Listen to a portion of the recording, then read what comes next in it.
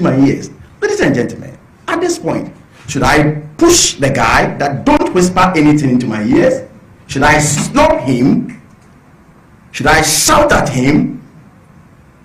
Even if that guy has been prosecuted and sentenced to life imprisonment, and he stretches his hand to shake me, as a minister, as a public officer, I have the duty to stretch and greet him. So let us not reduce the fact that I shook hands with him does not mean that I should stop any measure or any steps that the ministry or government will take to unravel the situation.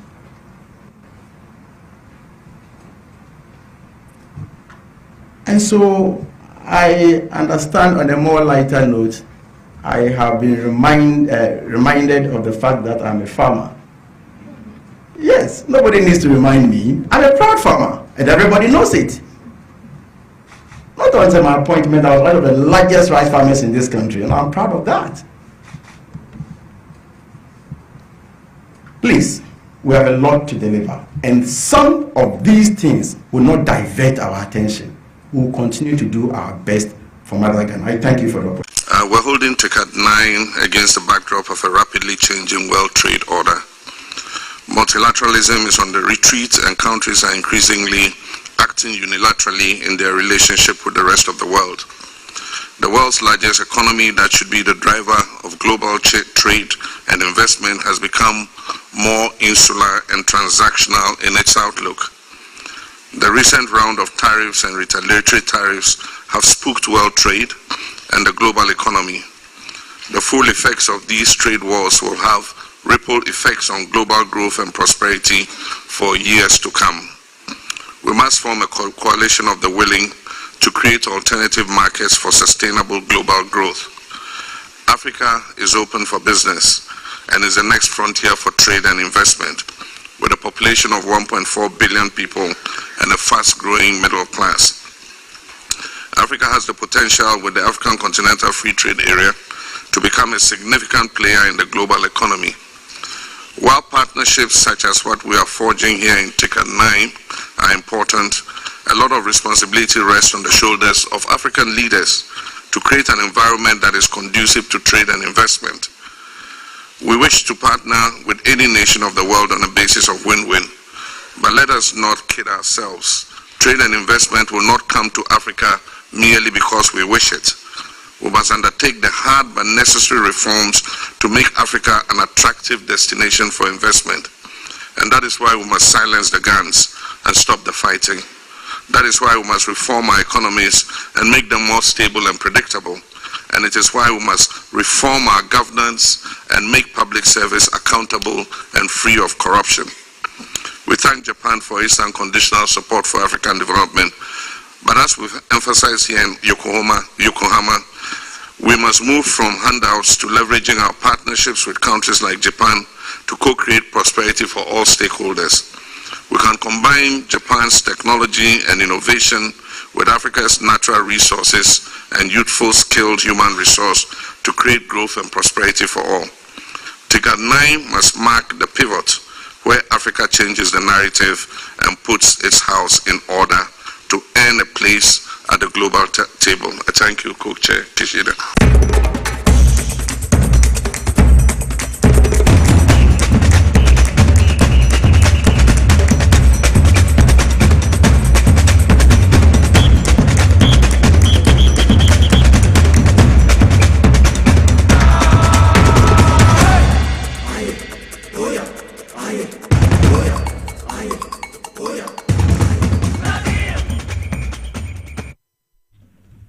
Memo akwaba edeba TVXYZ so baby a wa wo hwe baby a wa wo tie power 97.9 FM so memo akwaba edeba inside politics dwumadi so me a me di dwumadi ho chia me ye from Nicholas ya owusi Olsen obetumi afra me Ken Nicholas wo kwa social media platforms so a TikTok ne Facebook a no so obehu ye wo so Weshebi na wetumi etie bi ente power 979 FM saso na TVXYZ Ghana we call a YouTuber XYZ Broadcasting no so betumi ahwe na wotie dwumadie bi so kama pa na me pa cho bebre mo so a mo hwe wo TV so ye wo free to air free to air digital platform no so betumi ahwe bi mo so a mo hwe wo satellite so no so and all satellite so a multi TV digibox and so ubetumi ahwe dwumadie wo so audio channel no so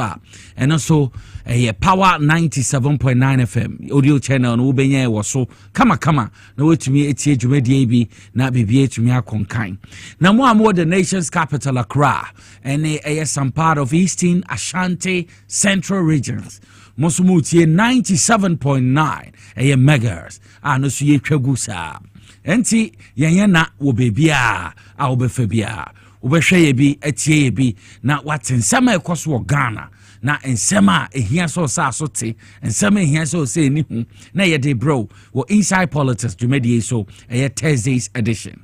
Once again, you're from Nicholas. I'm fasting the PSC as the mood to Memphema Utredi and Ponyankopon as a wama and ne itumia to menewo.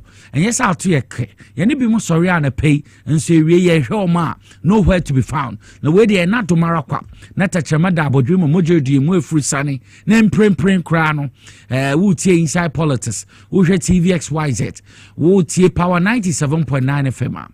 Yebeka so Utredi and Ponyankopon, ye dasi be brave.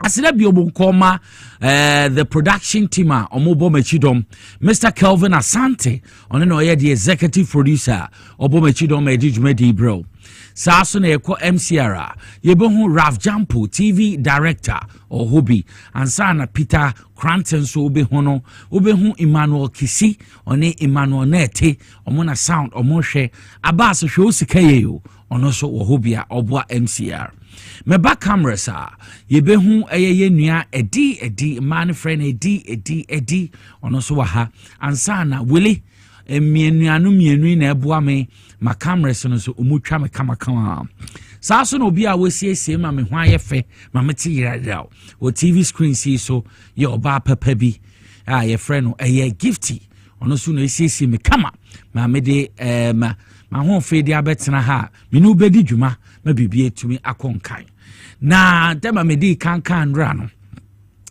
cooperative mining no basopa mo amwo bompia so ene aboso enti mamma mo nhwe na ye mfa China fo bi embra His Excellency John Dramani Mahama say ye reset mine no enti ifom agudie bia e wo ho no omode nhihye betu fom ene na friend cooperative mining MPP aban hu ye obeye no community mining na obekwana constituency chairman secretary omona sebi omode ye party sem no we di obi e babenya ne chefa enti mo amo aboso ne importem bompia so cooperative mining no obi e beye na nya ne chefa obi say chairman Osman Sofo Osman ward chairman or aboso NDC Sofo Osman dana dodo na friend chairman Sofo omu ina kamboma kaboys na bom wonye nya MPP wonye NDC omu ina boma hwe aya aboso rock mining ntem say aboso de rock mining na omu ye nya de omu say nsuo nti we no rock mining omu ye ne kama omu so omu obompia so omu aka omu ho abom chairman Sofo mu Osman mu etumi aye ma bibia ye kama pa nti mo na adwuma chairman Sofo Osman wone o boys ni na mo aboso bompia so na munya adwuma ne kama na MPP fu no mo nam ho yes a concession ni omo de no amuni documentation papa bia no ya de a yedim say yenso so omo so masa de no nkoso ye pese ye cooperative mining munya homfa so no ma no so enya homfa so enti de chene no mamintia chairman Sofo Osman onene dom munkoso mbu adwuma na nyamisha mamoye bia wo ho so chia boso fu ina misanso chia bompia sofo ina so nyame nkam ho na nasomdwe enkam baby edri mamintwa me ho na edi mam x natural mineral water na me ba ensema egu bamba so no ye bebe de ho nkomo me ba sesi asema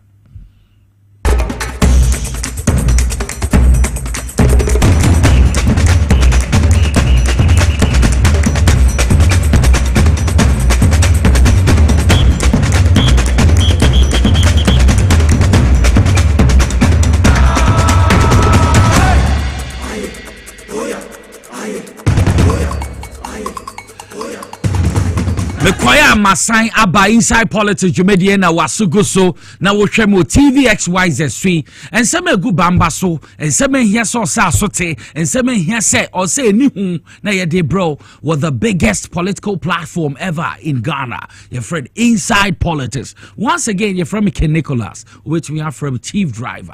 Na ya pemako embo 555 ha yemfa Jumedie emfembe wie enti de etenono. Na ye ko ensensem no so a enseme gu bamba so no say His Excellency John Dramani Mahama ordinanim nyam e de ekopie mu obi man so Japan obesa akọ Singapore na ende oko chair second preliminary section course so ho team yato ne di economy co-create innovative solutions with Africa and no ye idea eda dwumedie no so nti ade a ekoso obi man so wo Japan the 9th Tokyo International Conference on Africa Development nti Japan Yokohama na dwumedie ekoso na nda so no the foreign minister and foreign affairs minister Honorable Samuel Okudzato Ablakwa ono so ekasa ye presentation kama na presentation no official and normal launch the key performance indicators on September 1st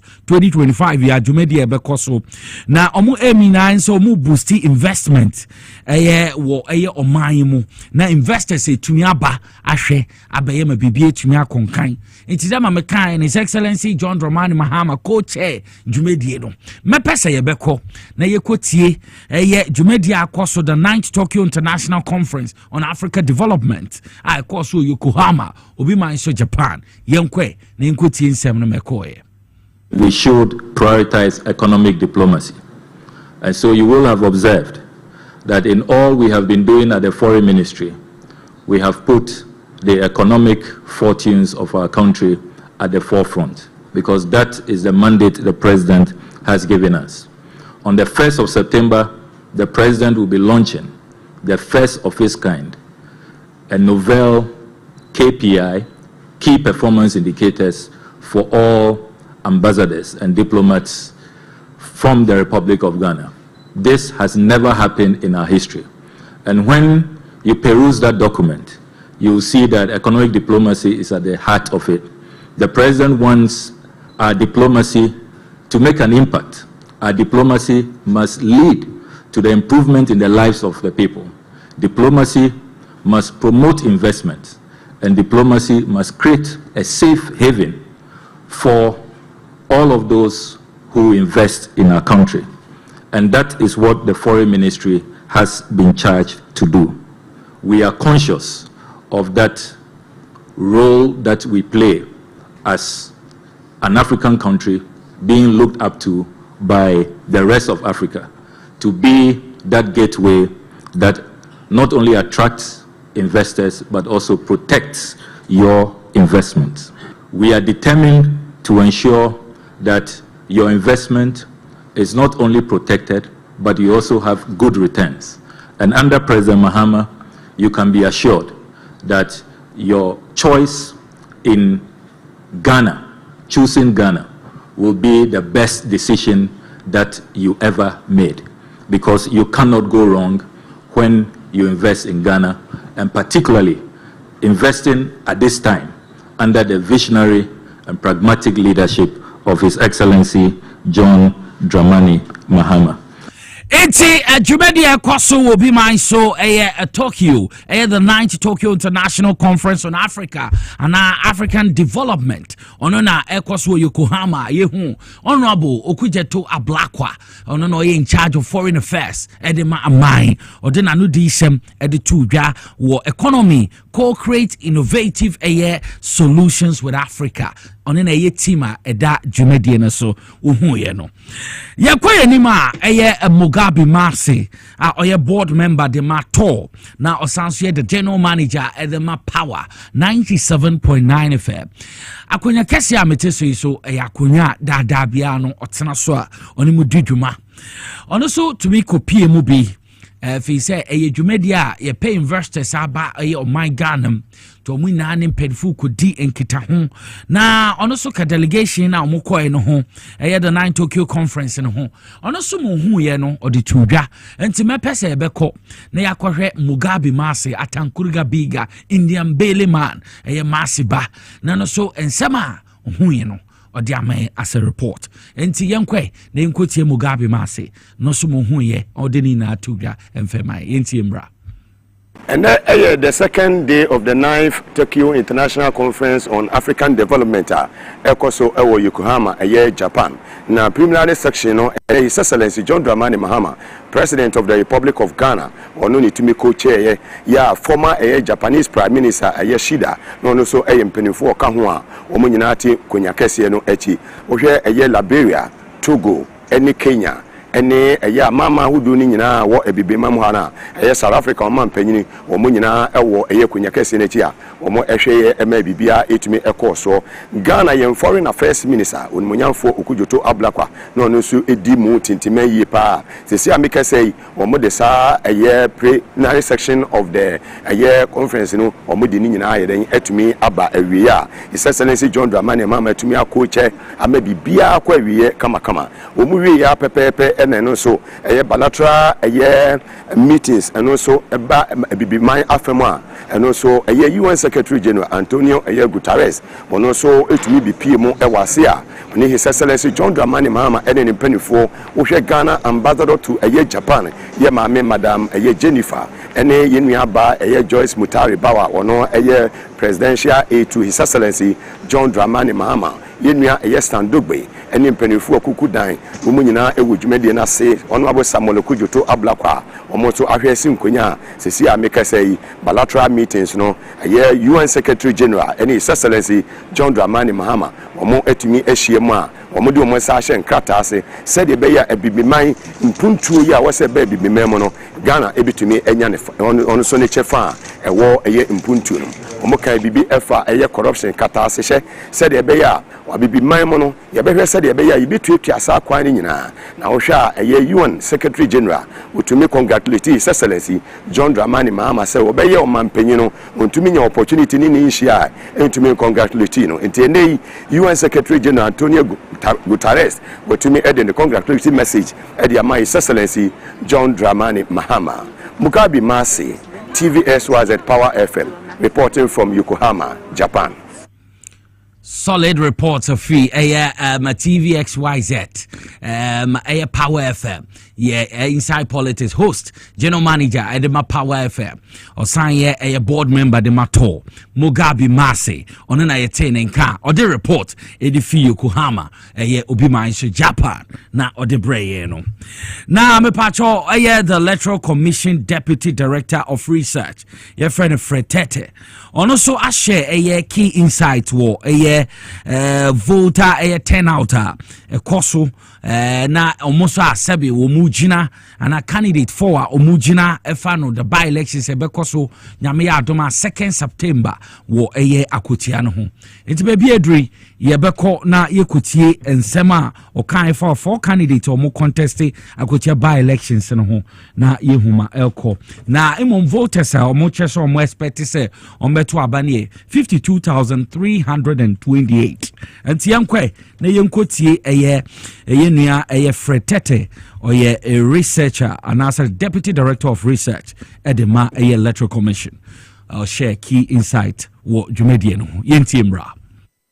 The demise of the Honorable Francis Kumi occurred on the 7th July 2025, after which the Commission was informed, and therefore the Commission had an IPAC meeting for which a tentative date was given. After that, the Commission came out with a press release on the 30th July, for which it's indicated that the by-election is taking place on the 2nd of September. So far, we've met the political parties who happen to be our key stakeholders. We've also started the processes of the training of our officials. We completed the training of trainers today, and by 26 we will have the grassroots training. So those what we've done so far. I'm told and I'm aware that the printing of notice of will be soon, and then it will be followed by the printing of ballot papers. Discussing things that relate to elections, the Electoral Commission must be there, and I believe the top hierarchy of the Commission was there. And in relation to the by-elections, we are looking at the Article 1125 of the 1992 Constitution. For us, our key mandate is to the organization and the conduct of the election, for which we put things in place. If you may know, the number of registered voters for Akwetia is 52,328 voters, spread across 119 polling stations. For now, we've taken the nominations. If you are aware, we took nominations between 11th to 13th August. That phase has been completed. And the outcome of the nomination process, we had 4 candidates. The first person on the ballot is the OP on the ballot, named Lutus of the MPP. NDC, we have the All Action People's Party, Action People's Party, ACP, that happened to be one of the new political parties registered somewhere in November, December last year. And then last but not the least is the Liberal Party Ghana. So we have received 4 candidates contesting for the Akwetia by-elections. So for nomination processes have been completed. Now we are looking at the phase of training, for which we've done the TOT training of trainers. We'll go into the grassroots training on the 26th September, and then, as I said, the printing of notice of will and ballot papers will be followed. Key stakeholders, and for which we should rest assured that the Commission will do its utmost best in providing the logistics, arrangement, training, and then what it takes to have the elections smooth and peaceful.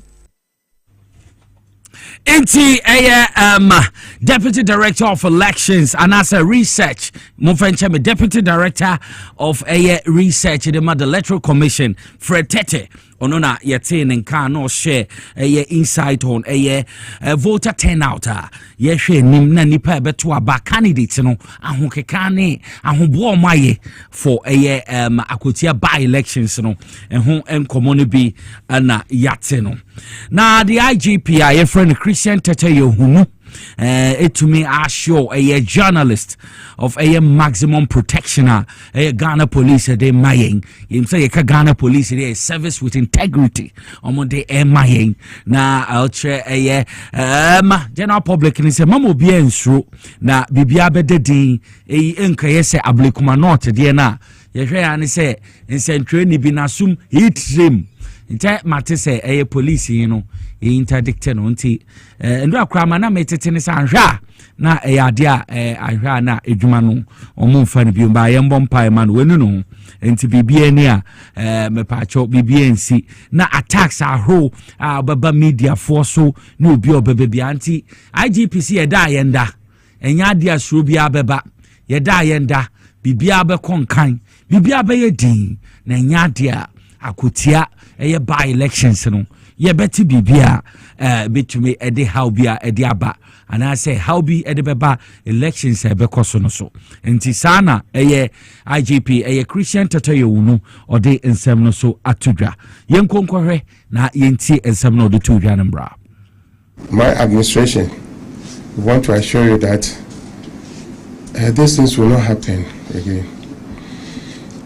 It is so unfortunate that sometimes when you are doing a very stressful job, some of our men, at a time when you don't want to hear some of these things, and then the devil brings those type of incidents to spoil the whole day for you. If you look at what happened at Ablikuma North, the incident of our senior police officer that day spoiled the whole day. It was too early in the day, around 8 before 9.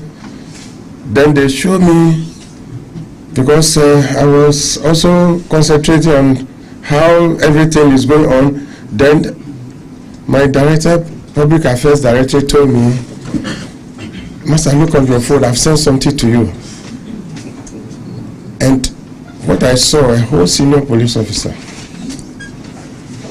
A whole senior police officer. If it is a constable, we say constables, they don't have sense, eh? But a whole senior police officer, so that spread the whole day for us. And we thank God that immediately we didn't waste time. Immediately I have to meet my former members to decide on action to take. So within the shortest possible time, we have to withdraw this policeman officer, and quickly we also, what we did was that we have to interdict him. When you are interdicted, your uniform is taken away from you. You cannot go back to work. But there's rumor going on that we have just transferred the policeman from where he is to another police station, which is never true. It is not true. When you are no more holding wearing uniform, the only thing is that to look for your village and go and stay in the village and think about what you did wrong. So maybe when people saw this police officer in his hometown or village, they thought that he has been transferred to his hometown, or we have asked him to come and hide over there. It is not so. He's on interdiction, and when we are interdicted, we go through all the due process, using our service instructions, and then internal disciplinary actions are taken against you, and then the same police officer is also facing the criminal action.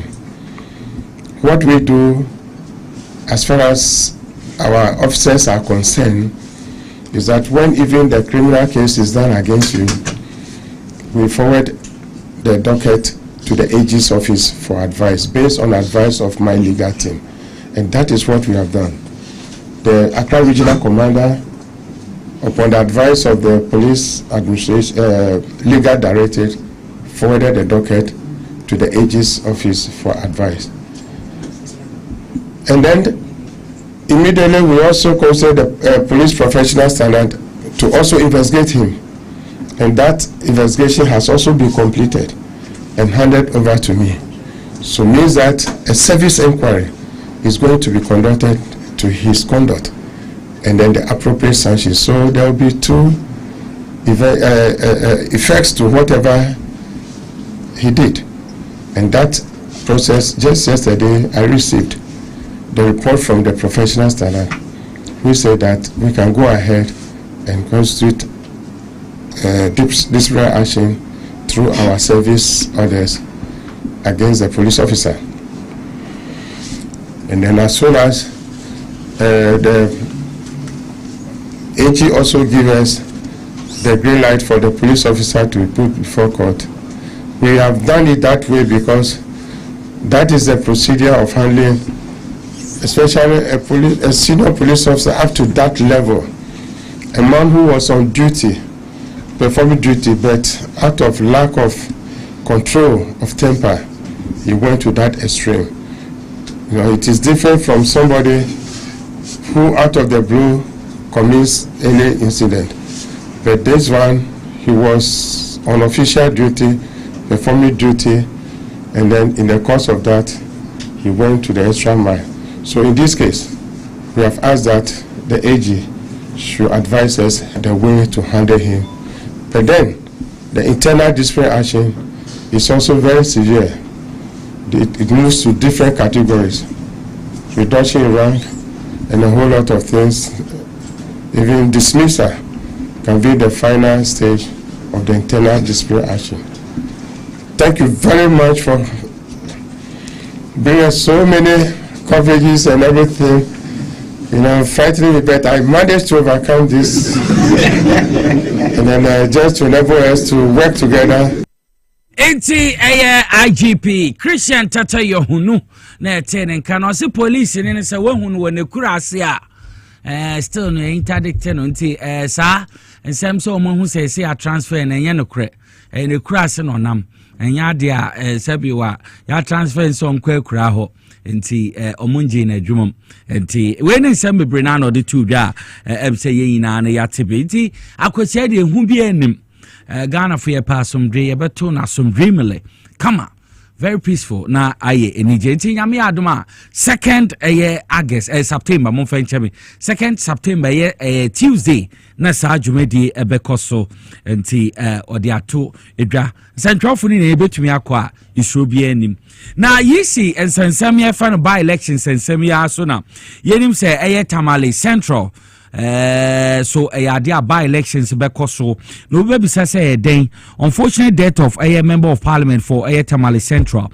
Honorable Mutala Muhammad Ibrahim ni seat no so yenim say oye parliament anaso no ginum ma parliament wo parliament de ma Tamale Central no you declare vacant in accordance with article 1125 of the Constitution as amended Electoral Commission be hold a by-election in the constituency Tuesday 30th September 2025. Now commission say omo be at war for nomination forms a candidate on person kum kofano wo no mujina wo constituency Tamale Metropolitan Office wo yisi Tamale Metropolitan Office no betumi akwa form nomination form 8 September 2025 kosi 10th September 2025 3 days no mo DC ho so bia ntumi befa nomination form wo Tamale Metropolitan Office wo na time omo de beye adwumani anapane de omo bebie office no 9 am kosi 12 pm area no omo ko break ba 2 p.m. kosi 5 p.m. Enibre no so omo so asanto so 3 days na omo di si ho any time omo de beye adwuma na bibie etumi akonkan na nomination forms ne de obetumi akoyisi omo website no no de free nda kra me no kase obetumi akọ download na wa fele free 19th August na kosi anande due kosi 10th September ne de obetumi akọ Electoral Commission omo website www.yec.gov.gh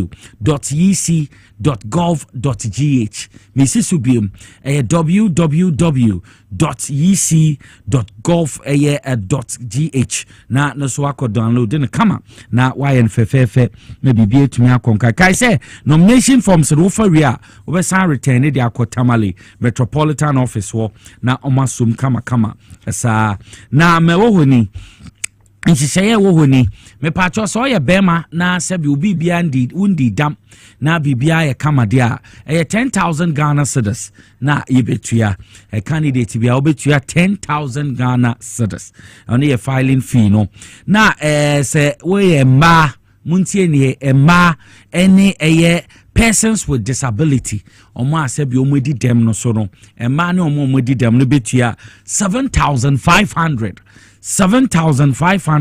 Ghana cedis no so omo betua we ni ade a obetua na wetumi dia complete wo form na bibia etumi akonkan enti press release Mrs. Jane Mensah a chairperson of the Electoral Commission of Ghana ono na nsa share sa press release ya enti we Tamale Central so nyame adoma mama yenhye so say 30th September na ono so by elections because what Tamale Central no so enhye da ho a omode atudwa no enti mama yenhye so na yendi so na yenye bibia pepepe sa na bibia entumi enko enkan sa baby edri de ye de apomede ho nkomo na ye de bro na apomede ho nkomo na mfi bibia se victory garlic mixture 2019 I'm sure say me no medre na we yare o wonyare onye binoma ebetumi aboa sa so na wakomo bo pepe eto se bia na wonsa titiriti eboa mamboja ne die efuru sane ye onye binoma ebeboa wo yare onyare o pe victory garlic mixture de binanom ebuse immune system no na kutia yare ahuru na oba tumi no be ma tumi no enti pe victory garlic mixture binanom na emboa oyi na bibia ntumi nkonkan etumi so bo ho bane yi na kasa ni na ne hye Dr. Ketwansa tima mema na kwa aba na ende so ma victory garlic mixture and the power more man on ton fair my Dr. Ketwa me for Dr. Ketwa akwa aba Maybe aboko dear. Me am to hey dear, met me testify aka say manum bida. Na minim eye mwa e dia boa me. Obi so no bida. Nti afofrofo mo hwe no mu tie no. Ton aduro no mo no mu pebem no mu se ennepa ewom. Okay. Area we chichi oda se ni bi on the feed to TVXYZ. Ebraso se ebedi apomode enkomo. Maka cho se ebre no brano apomode enkomo ya de se oda se ni bi oda waso ebe fem na oma ebi empa oda se de be ya de bia no obenya nimdie afa oha bi a wo fem na kwa betima afa so abo apomode ho ban afi enyarewa wodro ho. Enne de ntia metina no nyina fa duro we ho eye duro Victory Garlic Mixture. A draw any dinu Mississippi, a Victory Garlic Mixture.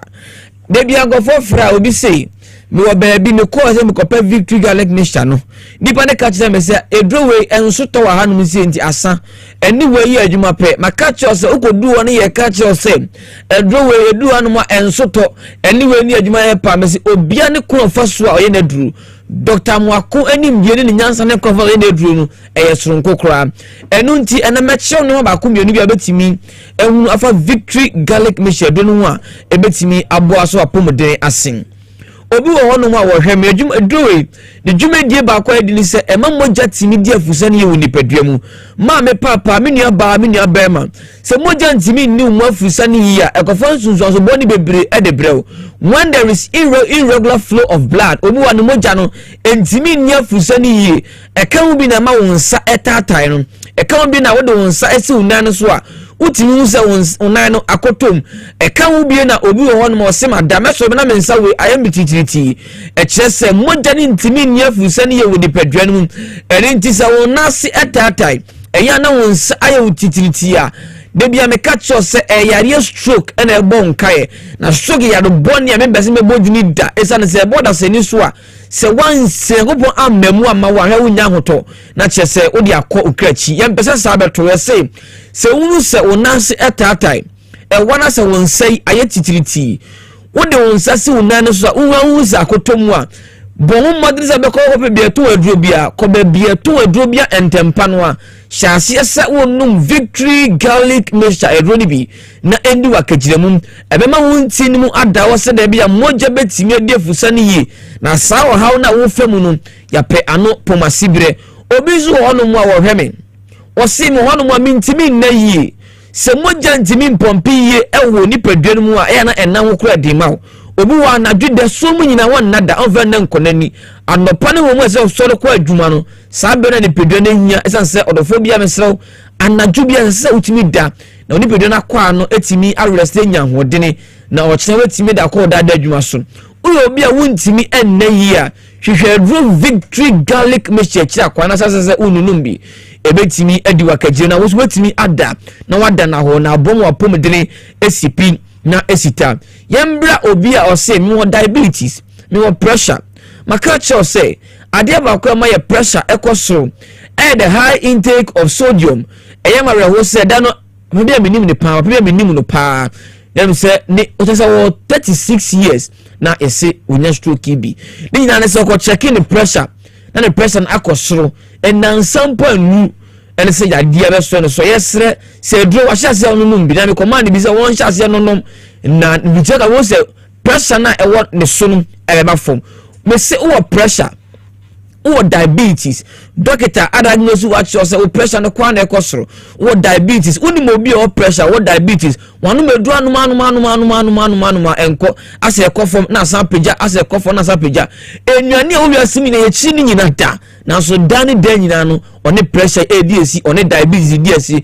obi wa milk wonum ade wo ya woni is still it say diabetes etna so pressure yi ene ni DSC yes say unu medom poa Pedro Victory Garlic Mixture faka wunu na wononom no ho Victory Garlic Mixture egita ndone no bi ti say magnesium potassium phosphorus sa ndone no miansa mabodi obi bia be for the phone now why the personal research e ko nipadua mu a regulating with blood and sugar level enu bi na wo victory garlic mixture mu aye obo ade nsa no aye de aye adro ya e ko nipadua mu a wo diabetes e ba from wo pressure e ba from adanse na makacho se e ya na ebuso eze me gina me na ba bia adanse na ko for tata me sa na me kacho mo se adanse de matia be na mo na me se ne se won so da edo ni difache wo bi na ono so avanje ne nkwa se da be na pomoden ebcp na esita minuanom emma no so entie me ye pa minua baby hweme se ne menses eba na obobina obi bia wa we me abete ne nkasa wonya ne menses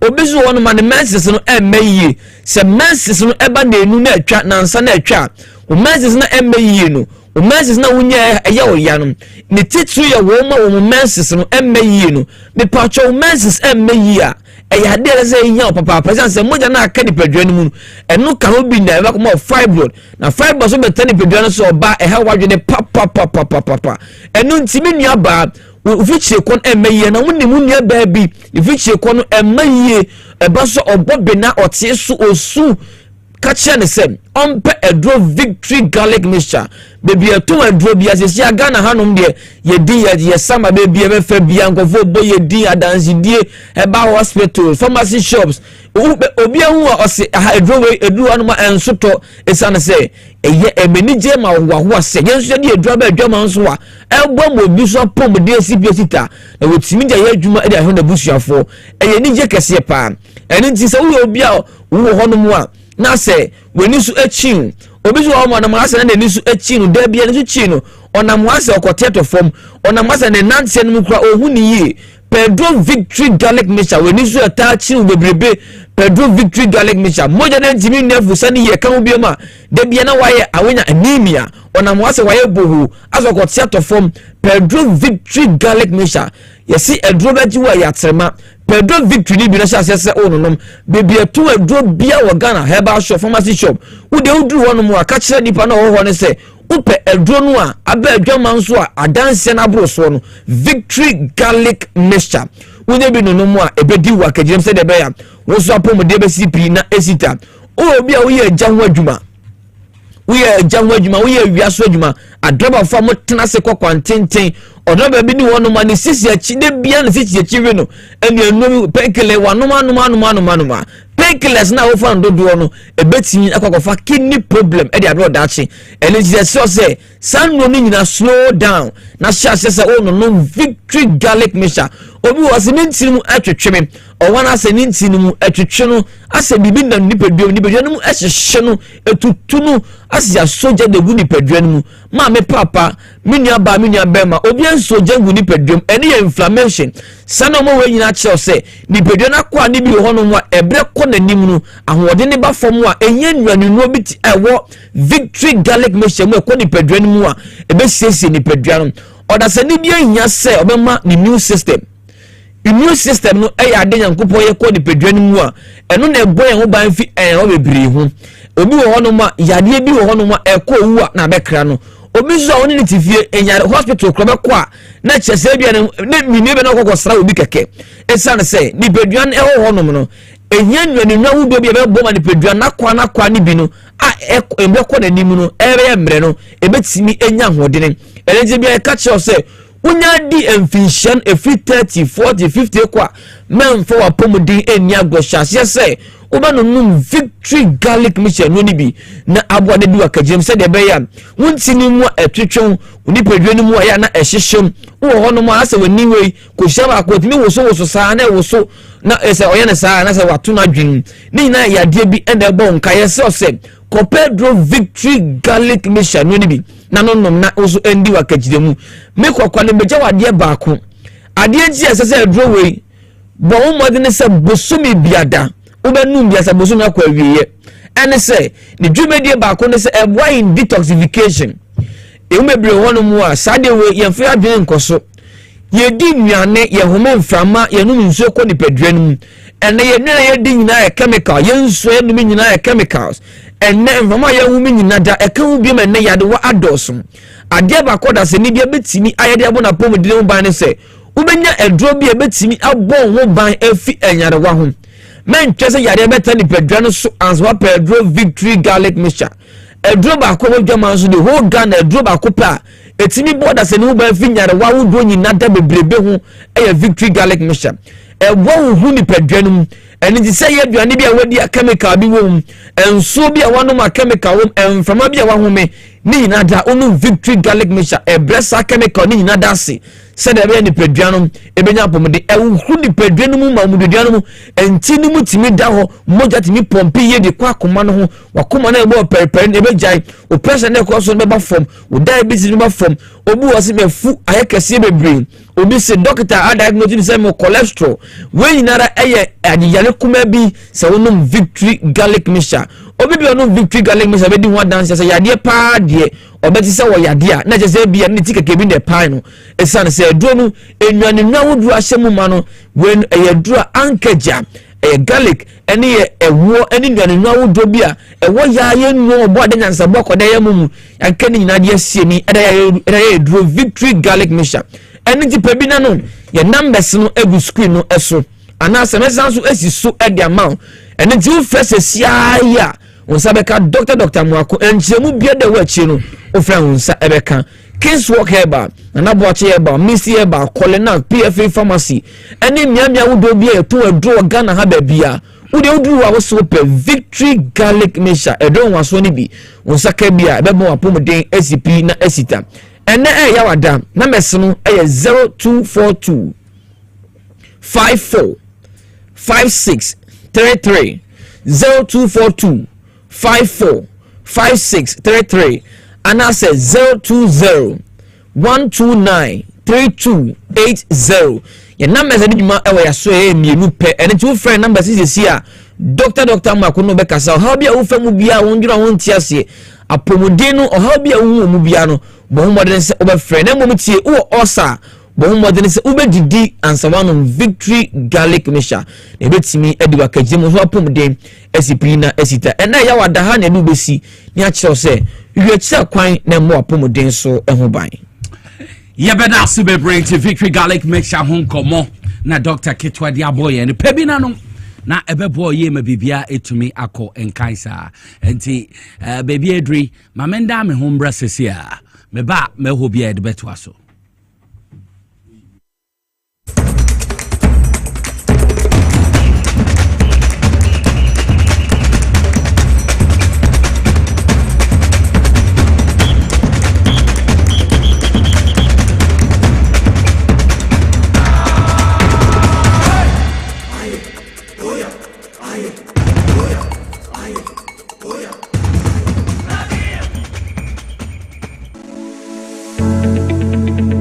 The National Petroleum Authority hereby cautions persons engaged in illicit storage and trading of petroleum products to comply with the regulatory requirements to operate in the downstream petroleum industry.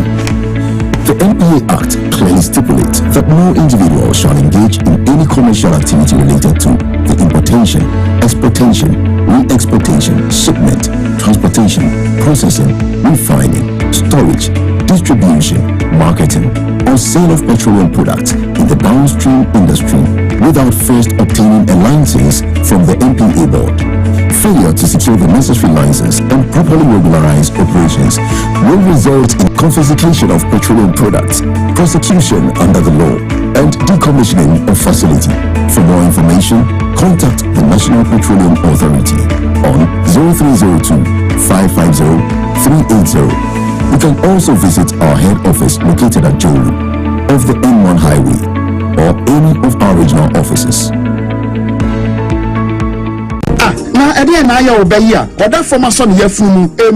Oh, Mr. Entry, also, Yaria Titi be Benfipi, now so, Niamun Yonoda, Semicho, no Hudra Mata, Munoshia, Ebeyon Mama. Meaning, say, what also time for Haxa capsules, any Haxa mixture, Yanum Kutia or Sanubia Mano Anum, and can what on Dada, also Drodi, and one Haxa capsules, any Haxa mixture, and Community, also Yakura, a toy funo, any and Sunumu, Etima Wayafuno Ekikawa, what you want any, was it to me, Emma Wayachako, Ebra Wedidi, every. Somehow I also there, compare Haxa capsules, any Haxa mixture, Nanum Bum, now who ever told. Ready to ko Okanshi Drug Lane Kumasi Dani Herbal Takrade AA Mensa Anafre 02038228855 Appeal for about Tanya Wama on more friend for any more friend when you feed them you know and come Haxa capsules and in a mixture all Satan for FDA Adredia Kratui Atom.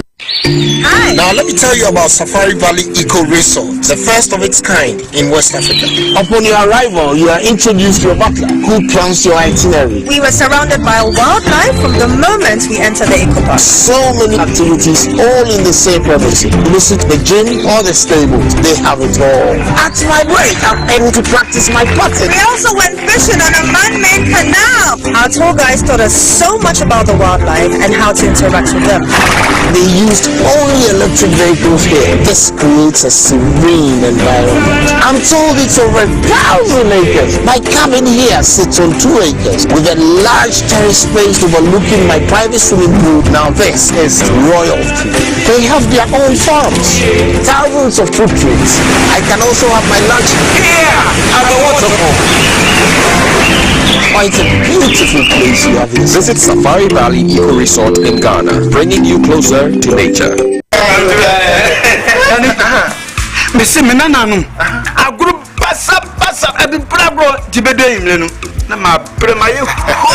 As for me, I take very good care of my grandkids. Ye dear grow, na yes, do maybe crana, me bano timide, or maybe gumi so weekend. Hey, remember. I don't think I'm a catcher or say, yeah, no, medi garlic capsules. As I stand here, my doctor said my whole system has improved very well. Medi garlic capsules. Yes, medi garlic capsules. The Moses garlic capsules. What Mamoja dini paduanimu efusani ye. Na esese obani berima mahona woding. Ubinya edui bi ato omanyimu pharmacy store trayer 050-349-4885. Edui enye mama fra enye ndi fiedu apemfo ene emma emanofo. The Moses who ni how FDA adjudged kratui atom. The serene environment fits into the goal of the school, which is simply to provide excellent educational foundation for your world's development before they commence primary education. At first glance, clearly you will see why the school is called Hebron Hills International School, as the building stands tall overlooking town. With a Montessori style, we have experienced and dedicated staff and trained teachers. Our small sizes classrooms are meant to enhance teacher-focused approach where children get one-on-one attention from the teacher. Hello there! We are open at 7:30 a.m. and school closes at 2:30 p.m. After school care is from 4 p.m. to 6 p.m. while early drop-off can be arranged at 6 a.m. Hebron Hills International School is located at Midye off the N7 Road. Locate us with GP postcode GW0688 Ga West and GPS code 06884870. You can contact the school and make further inquiries on 050-876-2375 or call the office directly on 0302-918768. Email us at hebronhills.school@gmail.com. Hebron Hills International School. Excel and shine.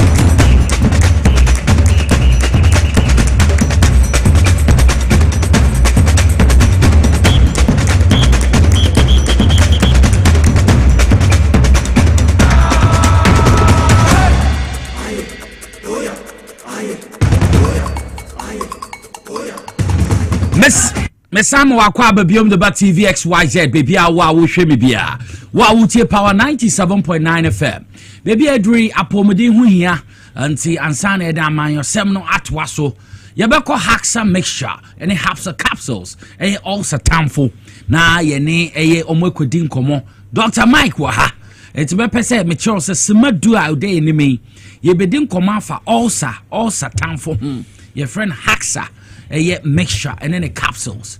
Men je kasa ne nka bebre na nipa bebre na na edi adanse Ghana fa na nyina o men mo bi frɛ me sunya se ken me also ye kamia na adane bibi menya haxan etumi aboa me ye pa also no kra de haxan mo pe wo me ye mixture no nsuo no so na born in 10 te kuro no be kuno obi so say capsules na topa na kodem nem ne enane a eno so bo adwuma enti mo be no bia no also no be to ase but we no ebo no 22 obo nsuo na wa capsules na yen sa sa na tie ti Dr. Mike ke bibi chire tie fu e Ken mame na wase asem no kan nyina and be from Dr. Ken obuzi afọ mame fanchia Emfree Hack Healthcare famrel na ye ba ne say na me paucho eye aduro ba kope aduro no enu ani eye Haxamisha ane ne capsules aduro no enu ani me pese me di aduro we ho adanse e de kirew minim se wonu aduro ni de dawo nanso se arefie wo hunti no mame san eni ho adanse emfama obio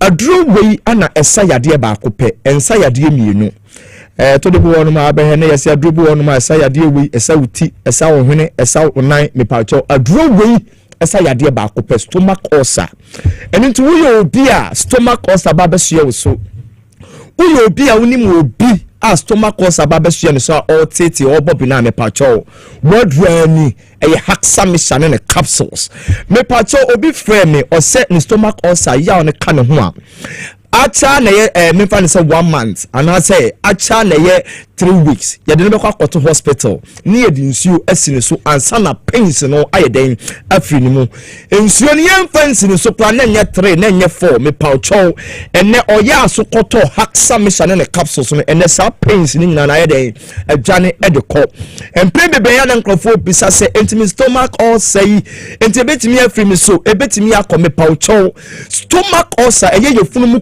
and I say ye funu ya on me paucho ano pomasibre enie Haxamisha ne capsules adro we a doctor phone so na akomutia bom ayaba no mo ye wie no so me paucho ansa yade mienu ansa yade miensa yade ba ko pe aye stomach ulcer ye funu mu kuro eno na adro we tu ase e ma ne ko defe eni to ko hospital and I say okoye test bi ni catch us when your peptic ulcer when your gastric ulcer when your esophageal ulcer ni na no na tire say ulcer no de epesi a che nyina se ekuro ana aba eye unipadua nim na ba bia etoye no ye koye laboratory check up no ba bia etoye no ana ye body di a kire enu ti say etowo yem ba bia wudidi ekogu na ni ya fa gastric ulcer na se gastritis ana se ekoto onsuru nkutuo ni mu a eye duodenum ni mu a na eno ya fe ne duodenal ulcer na ye peptic ulcer na tire se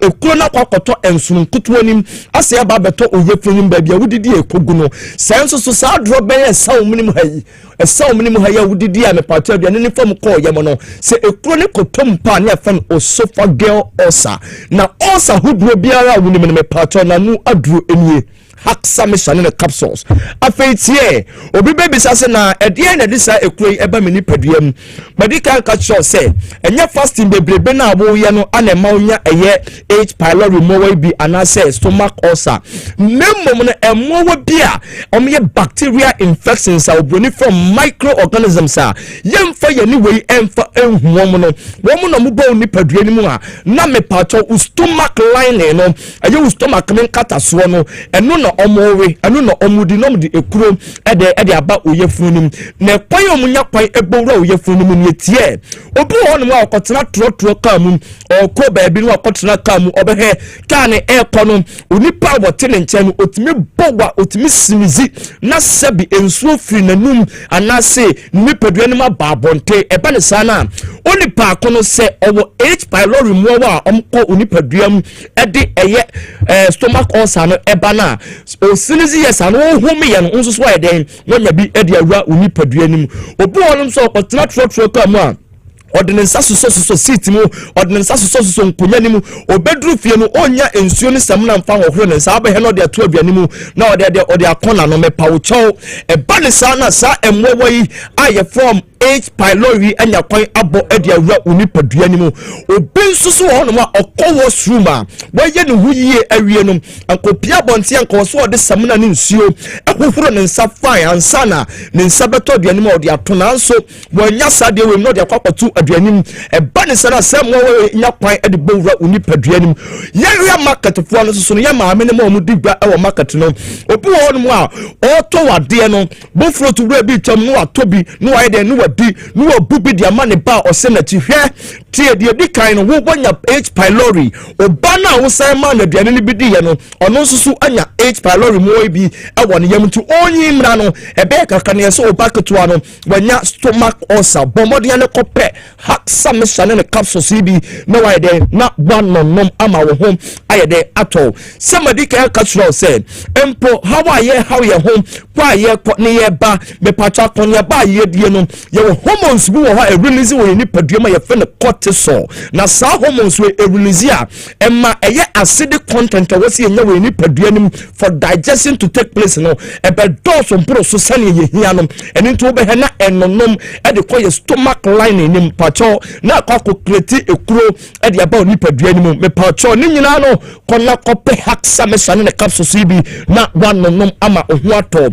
me pacha jinoma no na yentoa so e 0240 23 83 10 0240 23 83 10 and 0203 82 28 55 0203 82 28 55 into friend numbers here baby awo bia no ni duduo mo ye be direct to baby be no akwakope bi no ato sense wo person deliver enfama so a eno so e wo ho na mmom no eno de bad delivery fee no de wa na ubetua ho ka eno ti yeto aso no obi say minyanko check up anas minyanko hospital me check me up na symptoms bi a minya no mintimi hu say eye ulcer na eye misana na say enye ulcer me pato ene tie stomach ulcer ne signs and symptoms ni bi nie obi wo no a me pato aduade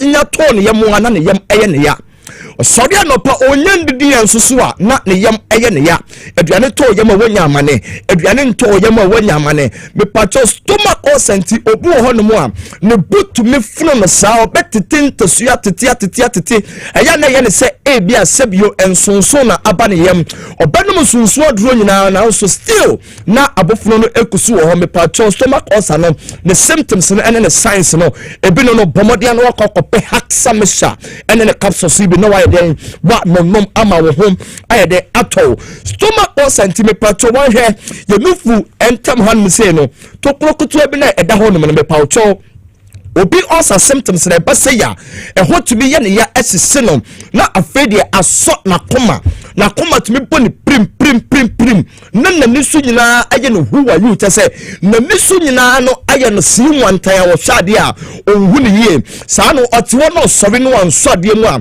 anhwe ya na o twa hye me pacho ko na ope haksa me sane ne capsules bi na wanom ama ulcer no ase aye den atu afiri wo so stomach ulcer nti ama obi atiri dompe obi atiri mbrebo me pacho ni nyina eye ne yesei dompe ni mu tutu no dompe ni mu wi no dompe ni mu ye ne ya enu nti o kasa kwa ontumi kasa den enu nti o nantimpo ontumi fa ne nine ensi fom den enu nti me pacho oti ho sei ya ontumi mpo entiri ni mu sei stomach ulcer di ebetumi aya ono no no ale so ba kwa pe haksa mesha ene ne capsules bi adron tafo ya kabom nom e stomach ulcer asie tu madika ka cho si adro wei ensa yade mienu yade miensa yade ba ko pe ana esa enu nti se ulcer ni usu a me pacho adro wei onka ho ana se unim obi a ulcer won so a ene recommend adro wei fama no nkoto ema ne ho enye den entono me pacho stomach ulcer nti enye kuro na wo yem no ukasa na mframa fa ekuro no so na eba bonte a sebi na abejawo anum nka obroni se ababejawo halitosis ana se bad breath me pacho ko na kope haksa mesane ne capsules bi na nonom na ohu enye den ento stomach ulcer sebio obu ho no a odidi pe na aduane no wase afeni nyina aduane na wadi na wase afene hunu ne se aduane mu nupa no nanka ewose ewura ni padua kwa ne mu na etise o ma wo ye tomum e ma wo ye fe na so wase afene nyina no mebisa se enupa be ne betimi asesew enu ntitembia no na wo fon tembia no na wo so te tembia no na afe wa ye kete me paucho wo take weight ne ade anti wo be take weight no na oswati akonna kope haksamsha ene ne capsule sibi no aye den na wanonom ama oho ato me pato stomach consenti se wanya migraine uti fain etimi jaw kim obensusu wo ani ni padua fain ase ye fie eye mako ede agunu so esese no dendenden dia me pato konna kope haksamsha ene ne capsule sibi no aye den na wanonom ama ho atom me pato se aduane si wanim untumi ntimi ni obroni se loss of appetite and I say reluctant to eat me pato konna kope haksamsha ne capsule CB no ma ohu enye den ento stomach ulcer mo nya blood vision o shade a ohu tutu ade na ben anaso wa ben ade na ko na kope haksamsha ene capsule CB no den no wa no obu okra me pato esa osanti okọ hospital ya kwa endoscopy e hono na me ka say ya the pipe be tu wonum say na de akoto wo yam na saade we yawa ewom no me mpese obi abekọ hu bio ene nti so wakoye bi da me pato eye twaso wodrani haksamsha ene ne capsules number no eye 0240 23 8310 0240 238310 and 0203 822855 0203 822855 Champion King. Oh. Meda was say. Kenti Dr. Mike na yetene kan Haxa capsules any Haxa mixture. Me patcho also tamfo. Pebi bobawati. Pebi nonom. Na entumi mboa na bibia entumi enko enkansa enche ekukuda mbeji nkonya na atena fom na yedi nkomo yebeti chairman Bismarck Teria Boatin former Eastern Regional Chairman de ma ND Shamaye ku ebetenka saso na ebeti honorable Peter Yakwachi aka former MP de ma Amenfi Central ekukuda mina me no mo bedi dwuma ehwie wo efidikesi so nti bebia obia mamintwa me ho na meba ye jinkonya atena so na yedi nkomo training, and we call it a high risk operational training ground. And so we have brought men here, quite a large number of men, and these people are trained to handle arms. They are already well trained police officers, but because we are going to these election grounds, we've decided to come and sharpen their skills towards the Akwetia by elections. And that brought us here to come and see how prepared they are. Today they are going to Akwetia well prepared so that they can handle all the threats, just to let the whole country know that police, we are ready for the elections, and all the threats we've been hearing from TikToks and all social media has also given us the room to prepare adequately towards the elections, and also to remove fear from people and the electorate in Akwetia that nobody can come to this constituency to come and cause any trouble. And we want to assure Ghanaians that the police is ready to handle any type of thing that may come in Akwetia. We are ready with the men. We have the men. We have the men who can handle this situation. And then our eyes are red for Akwetia, and nobody should think of coming to cause trouble. No political party should mobilize men to come and foment trouble. And nobody should have in mind the intention of snatching a ballot box. We have prepared our men adequately to handle this situation. And that I informed the political parties as I met them yesterday. What I told them is that we are going in with black marias. Do you understand what is black maria?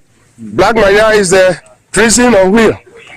Yes, we have a truck that is well prepared to keep people who cause trouble, prisoners, we keep them in, and then before finally we discharge them at the police cells or whatever it is. So there is going to be prison on wheel. That will be in Akwetia. The moment you cause trouble, we arrest you and then we put you in the Black Maria. The word is what? Black Maria. Trouble causers should know that Black Maria will be on the ground. And then we are not going to allow any political party to call us. When their people have come there to cause trouble, if you call us, nobody will listen to you. So now we want to do some small simulation about how our men who are going to conduct the snap checks and those who order perform other duties. They have come here, about 600 men, well prepared, and they will be on the ground in advance to make sure that people who will come to Akwetia armed to come and cause trouble, they should see it that police, we are ready for them. Thank you. Se munyina nim se Friday trials yi abainu ma befitting state funeral for our departed heroes. Enti mampenyi directed say enne yenyina under the leadership of acting president Professor Nana Jane Opoku-Agyeman yenkosira all the families of departed heroes no na yenhwe omo asitina na yensanso and reassure especially widows and children no say Mampenyi John Dramani Mahamad's commitment to their welfare no is assured, and that even as omobe griefy omo loved ones no, the government will step in and ensure say whatever provisions they need, they will be provided for. Ghana for achre odo soronko president announced a child support fund no. We are happy to announce that a lot of institutions have already started donation. Oko government communication pages now mobehu an account of what we have received so far, and also contacts on how you can also donate to the fund in support of families. Mesamo akwa babiom de TV XYZ baby awa wo hwe baby awa wo tie power 97.9 FM embredra ya ji nkonya atena so a ye ba ebedi ensem no ho enkomo na ye beka ya asem a esi Ghana besi nde se wo fa baby ama Ghana ye din eye nipa nwotwe mema ekukudam eye 5 government officials ene eye 3 servicemen a no modi omani kire oboase a mepacho omukoshi amokwanhye wu wo sikamai ni brofu yeduru forest ho wo eye adanse apem ho niama bebre na akoso na make say aban etu anamon ma eye mpanifo etumi akosra ebusuafo no akyekere omore na yehwe eye ma child supporter no so omodi betu dwa say ya kan ho asem twice and rate ye kan ho asem and rest ye kan ho asem His Excellency John Dramani Mahama Nkasa ene Dr. Valerie Soya nensa shase a etre ma ye hu foto no sika ewom a ye beche ama eye ekukudam ya efimi omumba na omu school sem ne mombedini yede abo mo saade na akoso na family support nti mepese yebeko na yatie mekoko so ne yebehwe sa eye kasamfonyi ni bi na yewia yato adwumadi ne so na me kwa de na kai na me pen sasa me je fi kwasi ampeni ampa wono ana na me expect sem ko ka ho sawa boasi MP a wo bi de na wo jina ye enti de atene no say ma akoso no nti ma aban no so ama yehu sika asese e wo office no ma ye de bu abusua no yehu vice president chief of staff any senior advisors or more presidency omu na to anamon kwasra ebusuafo ya more ahyehye ye betumi ahwe sa akasamfonyi no na ye ba ma yehu kakre ya ka ho asema akyeremo. Okay, nti ye kwa ye nimo dia MBB akoso na sesi ano amama nkasa amete hei madwima ye mkunsen kakra Yabakaya eye Messi eye 6th August 2025 penifo kukudam ye herosi ekoshi omukwanhia wei. Ye who said the new patriotic party at the statement by the former vice president or former flag bearer deba NPP Dr. Alhaji Mahmoud Bawumia or tweete on the Facebook wall or kan recheche maba say ye nyina na enya odi makotene or de ne flower koto ho kutie abusua ene anamontu bebre. But bibi akoso a medwen ho amenti ase yenim MPP members bi akasafi kasa friend kasafi social media ye wo freedom of speech here, but I say anti-to omu ye omu tumi kasa threaten His Excellency John Dramani Mahama na yere na sanieme eba ye no yenim bibu kraka se mekosu na akwese yi mekosu na MPP shechire mpenimfu shechire emeye bibi e wo ho ameka se boy bia onyam fantini na me ankasa me mpenimfu bi fantifo mpenimfu bi ehia ya yese e betwe ne dididi o se e friend fanti comedy ni dimpa de Prince Ofori omu beji on kaka nkwasi asem na nsi a girls bi so a mo na omu call adenta court wo no so omu twim no so didi atem e threaten a president o mampeni e kaka nsem mebre sa boy o santo anamon kra akode mu ba ya mo ba fie otu anamon kra akotena baby say interview grantee Dr. Mahmoud Bawumia kra ye call abro wo sell ho oni girls no ma police for ni yem hye wo o hye anom say and baby amoda na mboa momra meda ha ya say hu video bi Dr. Mahmoud Bawumia the same fancy comedy or threaten His Excellency John Dramani Mahama wasanso obam ne pam when ama madwenu mayem kunsan kakra say aso Dr. Alhaji Mahmoud Bawumia what you mean a vice president they be okasa wo so money ye penkabom ene meka ho asomdwe but sanko fu yina tumi ye sanieme e di president atem e threaten no ensem o mo kan ye nia o mo ye no e ye threat to the national security no mo wie na wutumi hage o mo eye bibia e woti o mo te kakradam na mfante bo bekan e wode tie kakra mepese asama maken yebekwa akohwe eye videos no how a esiye na wankasa so fokwa adwendwenu say Dr. Alhaji Mahmoud Bawumia asome course nyina niam omo ye honti niam omo ye edi chese edi disunity ba na akoso sei na wasan ehie o ma hage o ma e wode etie wode me hwe video no mra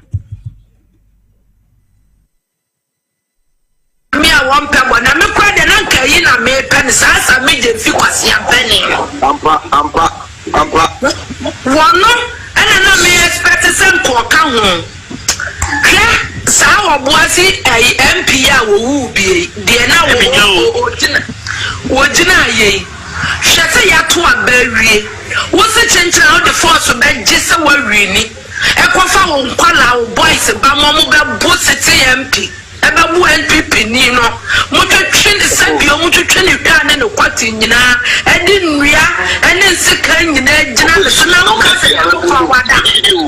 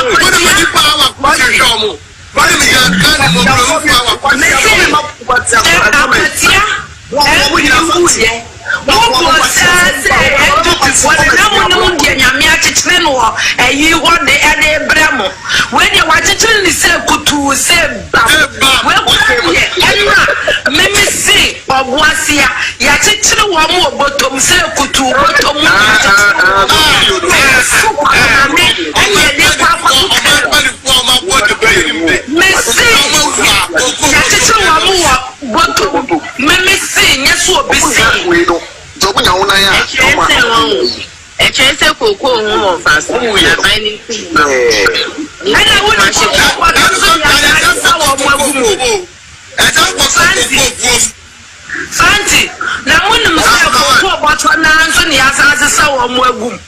Enye.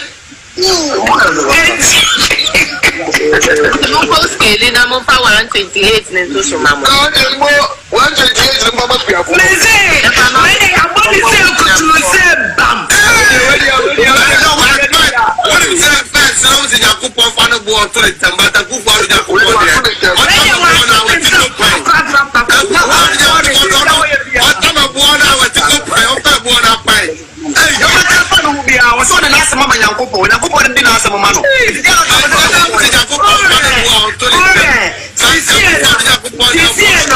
Yeah, to me, eco life, see a life.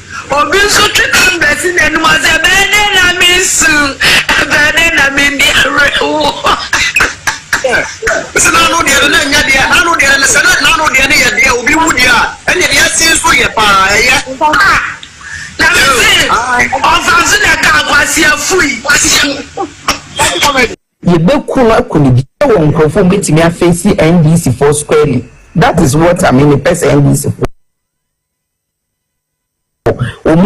Nkwasi assembly do ma Juma wodi Juma yeso ye di wo mo papa na sa plane crash ni be make sure say Mahama ye be ku no me akosu adolof na meka Mahama ye be ku no akoni biem na ono de kokoo boto ne ye de ni be hyem do Mahama kokoo boto ene ye de ni be hyem ni akyekyera no ne ato atwen ye be kyerɛ mu pa won kwa e fa so a mo se kokoo boto no Mahama ye de ni be se fertilizer boto ye be ku afi na ma wiye Mahama so be obewu ye be make sure say ye ku no e twa ne yirinti ade a ya ne ye de be ye Mahama asoja fo no de ne sa ka wo mu ni enti asam na be kyerem na eno ni sa ka sa fin na no e koso fancy comedy ni akosua jollof ne odesa ye hu se omo edi nkomo sansemi na social media no bi ehwe bi omo kaka sansemi na Dr. Mahmoud Baumia fancy comedy otumi call ya welcome ne ye na tu owieye osan kwotena wuntumi kan sema mo hwe menti mo hwe television no nipa wetumi threaten the president sitting president ene ne yere etumi akeka nsem sei na Dr. Alhaji Mahmoud Baumia asan gini pano aye na tu mo hwe television mo hwe me ekoso Dr. Mahmoud Baumia enti sa fancy comedy onena oye na tu wa hage no mo ye yina no eyade a ayese Dr. Mahmoud Baumia oteyechire sana ye beka no because ben ko no adwene ye mo ma yenkotie asema okọ wuntumi so okotena wuntumi radio ni TV asema fancy comedy kan Dr. Baumia office no bia ba yo dia went me amba no call by yeah obia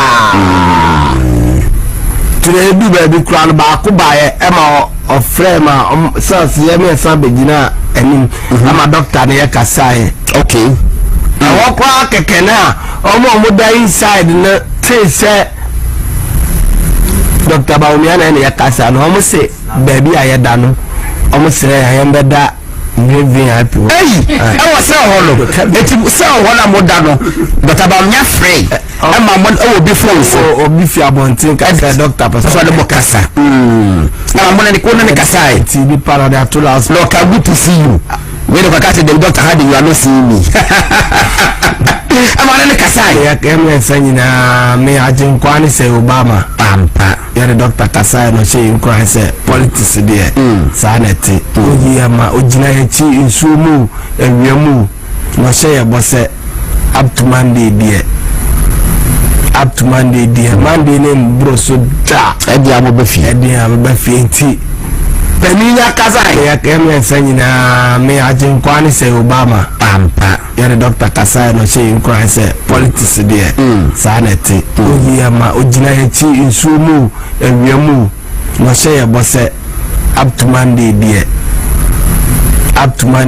Monday name bro so da edi amobefi enti peninya kasa up to Monday pe e wa ba ko yem omo de papa ye bi able e ka ja se mo promote ba ko da su enti wa suma wo so a wo hwe television wahu wo fie wo tie wo adwuma mo tika mu wo tie wo hwe yen sa ni pe ya o maka nsama edi ntitim ebo man na osi che Dr. Mahmoud Bawumia friend ne omo kasaye omo sankochi an mo hage omo no ye bisa no Dr. Mahmoud Bawumia so pe president edi wan kasa we your own judge was asemi ho Dr. Mahmoud Bawumia oye hwan mama kanono mama emperifo akwaba ye wo ma chairman Bismarcteria former chairman de ma NDC wo Eastern Regional Chapter ha saso na wo a former member of parliament de ma Amenfi Central Peter Yaukwachi akaso ha mama emperifo akwaba ona ba akwaba bibi abokore chairman ya me dey ache yo congratulations so that's it yo Honorable, also boko there. Not a boko. Yeah, they am yasi who watch it. You quite and the aquaba. Yo, Metubia. Yo, Ubia, Constituency 4. And the Ghana for you now. Yo, Magana for Yako. As a person to you. Yo, Chairman, my men shall so away. You some for yini. Moshe Hawa, I didn't see Fabai na ye in the genesis of our seminar, the Abani Revelation, and I send a rear. Dr. Mahmoud Bawumia oye den na kasafia and say mrantia ni nketesia ni bi your freedom of speech there yenya camera bi and I phone bi see so how is it kasa no over to you chairman you only go that's chewe tier 4 chia management nyina na mesa chia me aminu apani former MP enchia menu ababa kopa and then the share party as a cano anti-fosty. Baby be a war cropon be a fosty no fair. Und benchi so man can say menchia babala me in a bright or bain. Yachi really a chia quatia mine. Chia quatia mine. A yes soon him. Baby will be a Neroya Bediaco. Bibi. And the party in Pennyphone anti-Mary woman organizer. A chubibia phobia. A quatia. Yachia on Nico. Omana said it to atopre. A you be the idea, a kabum, when you be the idea in drink. A dear name who pass a mranti near Baba we asem done. Muntietre. Ono kwale wati radio nusu na ochire niyama mna onkokan akuga. Eni yenu ya Mugabe. Na lista. Na lista. Onkodu kotu nu ya pacho bi wiase nyina echi kura no. Ona sutwe kopie nsawam. Ti die ne hu sene sa asem atisi. Sa tie 40 na Christian Council, Civil Society, Chief Imam no, Ankran Biara, 8 years asemoya, emfanje jo man baby etim. Na uwe ya reho ni penyina ebi nsida, Yesu ni twa dajo. Na ebinom so techiri na yesi yadie. Obi kura anko so obi koya anko no nesese wo eno keke no kwa threat ese yewu asami jamfi opeja ne mu sanse senko rudu owu ya oni abusua onka gana na ho na waye modan na mini anu mfante fo so esese mo sore wo sa asemi we so ya me yire ofi mu akaka ni madini mfie no mo e fantini po ofidwama fantini pa. Ya pa. Inti misale tu fantifo anopa wi anwumre nkankan ni si abenya vice president aka.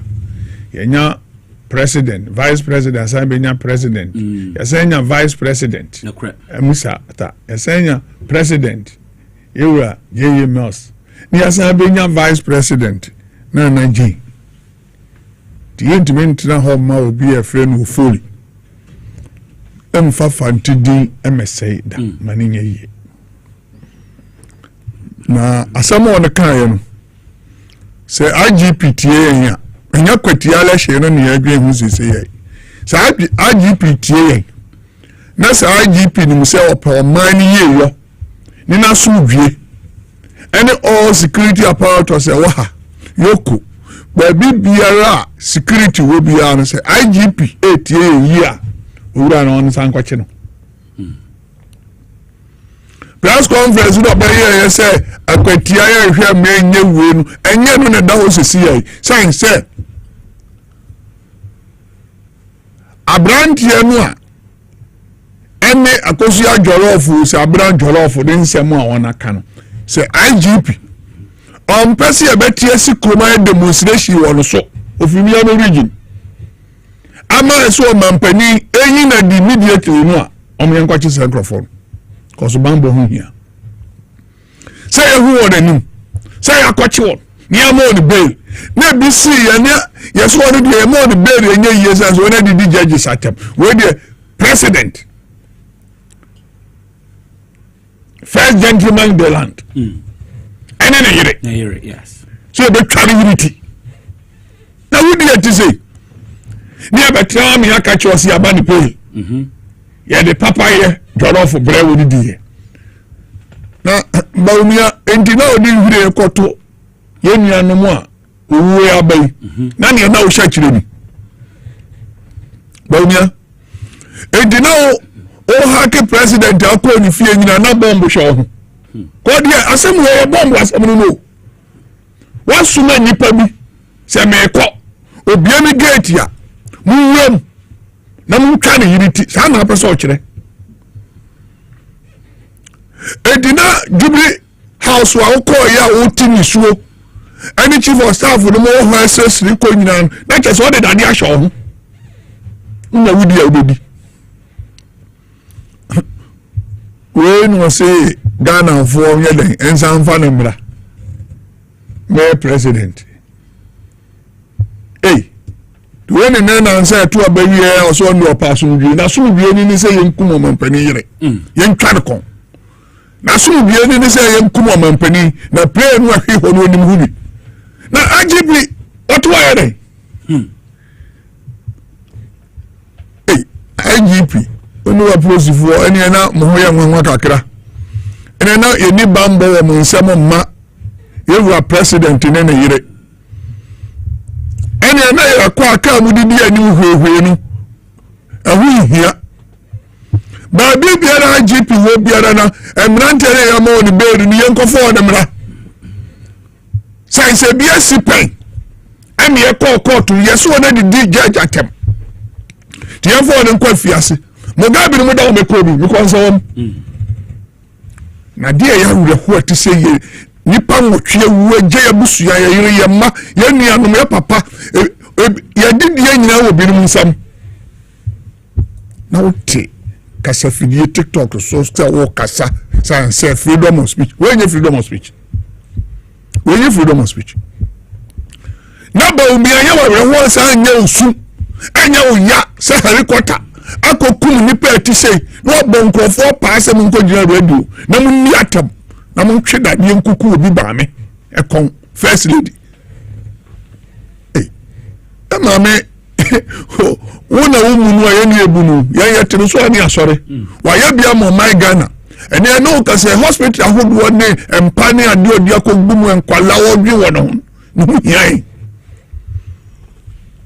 endi ni paro so anya fantini ni di nanga de sen ofori de o de prince ofori wa be fire fantifu di atoso na ogun fantifu eni mase eni abe fa de kosel na threat obi akowi abanche opeberi wanya obi abrechi bi da baabi obi akofa opeberi wanya driver bi anya kairas yo beto de ka kobo obi ka to opeberi wanya obi aka chiro obi se minya omeku onkun opeberi wanya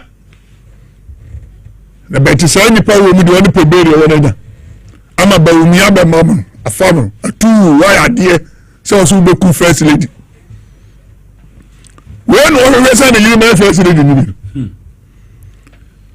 oh you aba umi am ya ho o ma mi antoto sa o ma mi ano ya NDC woman organizer na papa ya council of state to Roaring Star ba umi ni nyansa no wo no mse wan fa bi Samuel Fracho when you nyansa akachire kakra obi oti say so okokum omampani ne ne yire odi ne ko fie ko to praman ko to papa ya man eso o manamo unhwa no nkran said oyo ne ye meka o mu fidie so enne kopem o kire nwumire kopem da bi anyina ne se IGP ankoche se ankrofo ya mu ni akwa akwatia na IGP ya na adwen se obehunu obi wo ho a anye wo kuratu a wo fagya ya kan pray ya bu nipa enso nipa ya revolutionaries ya di roaring sachi ya nkum nipa ya ntrati nipa but ya pese ya montias ya se Ghana ye nyina ya dia emra you can't change sha emra a law obi ya bi di okọ ene wakwatra won to be TV o kan kwase asem sabe kan jimisam one da say the club umi afra no on to speaker mo bi atie bi no catch you say Monday be me ayim ampani ayim is that person for na gu on ya for on MPP ble and ya for on ya Ghana for and IGP ya for what ya be ho IGP ufisi nji Solomon so dumasio yenimni abetumi ayinti ne ma ya ma o sa abodi kese so ya IGP we are commissioner we di anko yi we do ma ya feel comfortable wo mu we do ma nya gidie meme de ma nya gidie wo mu se ni port se so be ku first lady e be twa ne kon no obi di okọ wi akoko no dam okọ court o kira obi di ka ko bo obi ka chi okọ court yemo ni e be kum obi di ya man bail gosi ajoro fo so ne nam ho kasami je fimu sensa sami je fini abusuya sami je foni abusuya oni na wo oni aja to ne ko no anko onu ogidi e wo ho enam se mi ni apani wa hana no so be kan bi aka hu enane wo kire ye se IGP mpese ansa na bedu 2nd September aya ko to abawa kwatia no say election no no oba bebo ho ban na mo di obekum o mampani ne na yire di o mo ho ban dia eni IGP nyina yi ya prepare ya massa die wensi so bi agira sabe o the camera si na nimu anu aka ne ope enkankan ne so o treto o mampani to mu wie so kasa nam so tie conversation na on ka bibi fa akotia ho enti na me ko ma no bedu akwatia ne se ya beba so me mpese me di be akwatia be wurom sesia na me gira fidie so na IGP ehwebi na obi ti akoka kire no okoko to kura ni ejawa etimi sa koro oh yeah sa the charge for frobo anamboa yeah ne da ya money bail so be gira wonu akeka ni ope na be hye nipa bufuo no obi akofa bi akobo no na no so di asem ba se ni pa so nti IGP mu nko chi se ni pa no ene akosu ajorof monche aso de se fanti de comedy nsan ko chi ni biom asa no mampani be fi Japan kura ba waba na ehu sa IGP ye de tumi a show nsa se ye djuma enya la shinti ne fa wa IGP enya obi de ka ko bo obi nkwa ne fa wa IGP enya obi akoto niam bi ye fraud nti ne fa wa IGP triate no so ka hu nti ne fa wa IGP owuo ka hu enti sa branch ye asem na o ka ye no ye be firi ha be kọ ade be che no Israeli and media for any video so say mama entra won en catch you say am found ya chi a wo so odi pa ni tire yenim ni aba yedim ba bi MPP for dan say yes 7 months won ani abere won ho ne baby won ade potia ka wo Frasa house wo e won be page mereko a sabi no ni nim say Petroleum tissue be ye and $1 and ye say de be ye won anya won buye kwase ade afọ kwa body so ntin on e fa sa sukọ no mafu esi e meku ye mampani ya ready ya twa won in some people for na suma won na say ba umi won na say nkoto obama January be frag be no juma wodi be di Ghana phone so obi e track o na wo yire samira kwa na ka say e chere na ka wife oye Yes, I mean, I did, and you mom come boo, or be down from who defended campus as you make cum, you make chat your mamma, dignity. Hey, as I'm going to say, now, Jeep, what you now, yeah, by election press conference. Police in India or Germany grantee bail the massa, Prince of Foreign. Sa police in an entamia. You need to be able 48 hours na do be to say as I say nipa dem 48 hours you was assembly on us oka about 48 hours I say do court na ma remind because e be see ntie tre radio good ye kan abedwafo kotrase ye pacho ye bunko toge on say threat so mbeku chief justice and dey do one kotum na no so ye betwo biti pese o mampani atu kwa ba bibi yo mampani a why na behu say enkrofo no o mampani ti pray mu na bibisi a se be manu hye sumram why na behu say won no dia na ehu say kura won se be obi a won mu na ni so obeto bo agbowo a na je so ogira bo so enunti IGP ya ba me vice president in police council chairperson Bomo ya mfa we to home fa nya gro die ba bibiara order no be free am yakofo na nsa na de a chim yankofo ne ewro ba umi ade e Ghana fo na be jeje no say otimi bo pass yankokum president no say president ni bi no opedi a ndi akonya na wo no opedi na wudi ehye ni trim na sekan ni etuohye no no de ko His Excellency John Dramani Mahama fie na bania condition ho no de call Jubilee House na ni ehu no dine se no fa nipa bi ni tuo ni dade ne sekan ama on adumra ye ka kire Ghana for say Warren se kansem bi wo Cape Coast so mo ba kai a o se DMPP ni eye atare no anu na wuro ene bi asa ba shawol okay ana me boa enti mo ma ye hwe on sa so mu ye UGCC be UP na ma be MPP PFP na be MPP atare ko no no ni change na su ne ba ne de sa e moja na wo no mu sa so ni MPP ni na ko tontoma Dumasia muchemu a o de fa chiro bo be ka sa o de ani China for ntoma o de hu a MPP sunu ban ena ondi se baumia ti ya na onu yesi bamu mi me ya campaign ma baumia se monto abama no ne su atesani obi a wanum crazy ne maame enya ntetepa wo NDC ne papa enya ntetepa wo NDC em se baabi okodi ye o New Patriotic Party wo UP domo hono wo enya ntetepa my pastor Jerry John Rawlings nyamemfa ne currency former president Nasa Modu Tudra Cape Coast. No, Yebeti. The NPP cannot be underestimated. You know it, I know it. They've been in existence for a long time and have been changing their names up till this day. The nature of who they are. Listen.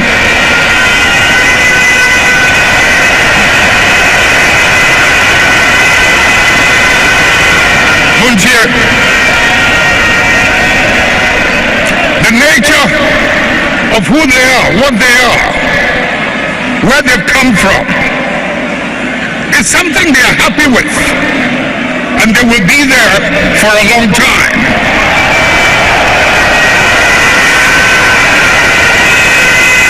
Let's not mimic their behavior.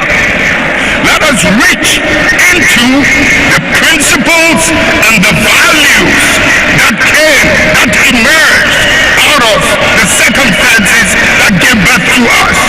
And if we can hold onto those principles and those values, we will move way into the future and no one can ever defeat us.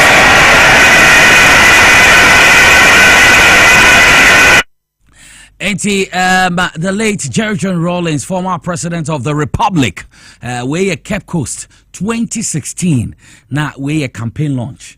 call so wo Kepco Sports Stadium ono na chairman ka ho asema ekweyi kasamfoyin no so e dia ba say tekrema wo empro nti ho ensem no ba menko honorable Peter Yakwachi akaso yenti na minchia wahwefo ne wachiefo nyina enkanka amafi central for ahweme me hia won ache mafi won so na enche bia meba na mabesra won emsama wokai ahodwiri kakra tips a wo boy ahodwiri kire se de Ghana bebia yakoduru na ebehia pa se ye be sit down as a country ya hwa the development of the country in the burden it sign say ubu man no na a chunk of the population no the more hwa say o man be bofam because ubi tumi kasa asebia let's say on pemani yi obeye den kura na we hiri senka bi wu na ohwe nkrofo wi a eye yewura kumi nice gentleman we tell the call asempa yes very humble very gentle na say nipa say wu a e de na bia oye NDC ni abe ode no mo ka say wu ye na ye binum de mante manya eni ayi bibi ati say na me ne country mu de na me follow me who say NDC ni bi ko gina baby no bosisa according to source kra no mo MPP for na omobo omho kwa yes say we ni enti mantisa because a nice gentleman na kum chacha kra be ka say ai owo ne selection ye good kra football match na ye bono tambia selection onye good selection na I like it very much tambia ni papa for no ene ewu boni for no no much ho you don't know why nti a nice gentleman despite so ye MPP ni menyine se bia benya no asem money bi akasa now share NDC for ewu ya I mean why should somebody rejoice over this death data a terrible say na usade kakra say ewu ni nyina ebe wubi uhwe mutala I be very good friend e kai kura me ho sami kakra ene wo free bi a e kai yellow sisi ene men kirase me ni one lady Sophia head your was after yellow sisi every time man e be hu no ne singusro and he has something to tell you such vibrancy e wonu a kire say every time e da my kind city no said every time who are na ojubilate nursery such a person who are eden e yode human boama obia kana sem such a nice gentleman on team on cow empo ya chene so free MPP ne bae they said the nyina ba ko he was with MPP no asakra na dwen no abedi NDC into MPP hodia enko ye papa no obedi NDC such the same person no if you acquire bad amount ma he say owu na ye ode e very unfortunate yeah na ohwe ewuom wiye ni awiroho a e ka o mani na mungu me si wo mani mu e ma me kai Shakespeare or say when beggars die there are no comet seen the heavens themselves blaze for the death of a princess or say ni po stress sike wu a unhu bibia ne mo so brampo wu a ewuom nyina esakra me hu sadi wa bra President Mills ewuye so okaya ewuom nyina ye mungun the same thing as ankrofo yi nipa ewuye no for 2 or 3 days na mungun akata o mani so te ma Shakespeare because when beggars die there are no comets seen the heavens themselves blaze forth the death of a princess as a princess one a princess into mu ye na who say ewuom ayesa no actually Ghana ya hwra de nti e dey no bi tena nchen no obose you can't understand I know baby Ghana ya duru no ye hwe ne ye ya hwe ne ye dia ye be e bedding ko ye say NDC ni so hwe also MPP ni wu a also be de na country ni ye ko ne say o me hwe ne ye na de e ro kakra ene ba o me ade ya e show ene ni unfortunate thing o me kasa ne say bibi wo ya antichi wo fie ebi mu omo ne saa culture no wo mu nti omo kan kwase asem o kan nsemu na ohwe se obi anka oba be president why vice president why oba president na Eddie or president Eddie na ohwe se obi aka saa asem ya na undissociate yourself and cabinet crank me ba out abeka se oh ye saa nsem ankwale ya kan die MPP kuo no ye atwe ho afiri ho so mu kura ye odekura this is what we na de oba abontin na abeka na ye baumie na me ka se before the election we ba have a say see a two election failure onya more than 35%. So okay am can wa yes am pass you to na my say 38%. We can dem ko si pronkura me prophet na so ko ji fosika kakra edi ko be ka percentage ne pa yes na baumia I saw say he didn't have that quality to be a president dem feel that ko tina kire no nke bia osua na dia all ye and ye onka who say yes said be obenya nkwasiafo bebre binuma ye dinachi na said the generality of the nation there you say Ghana for be pese no president say asamatu the other side say na wo touch ne there and you hwe ne ye na people for nankasa no yemo anka mo atwe break kakra nanka omo reorganize omo party no I advise na be ma omo reorganize no munya say no force was say oh baba win election oh ya den we win next election 2028 problem I see say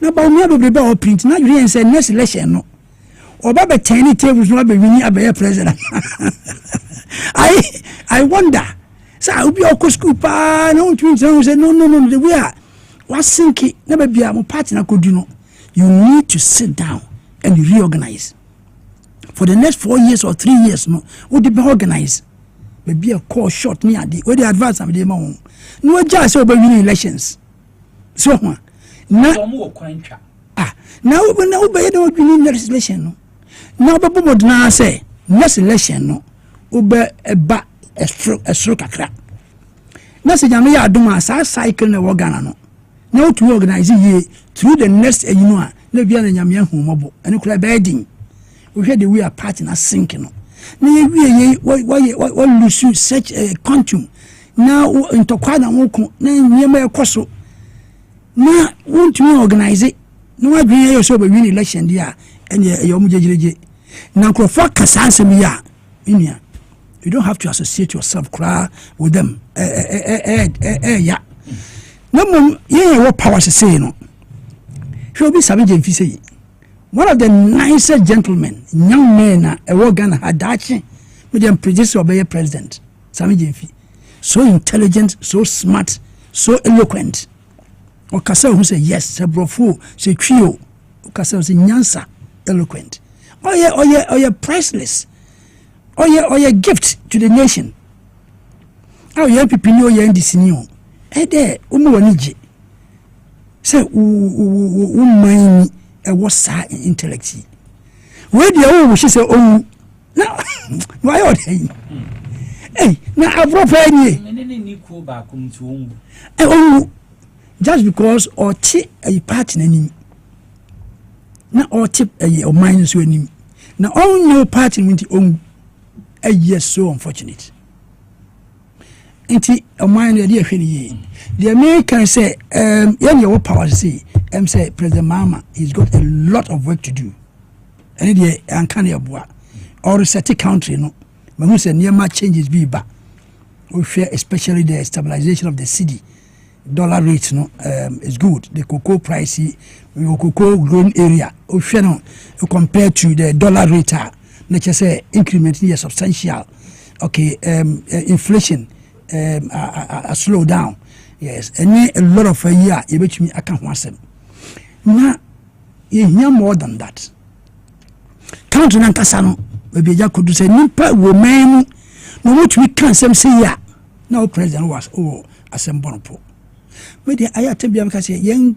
back over 3 years to go na yes I need to me matete TV so wait me akobi oni ade so to me kobi wa any all the best now or another maybe 7 years but say 4 years no be there on take this opportunity now on find reorganize the country.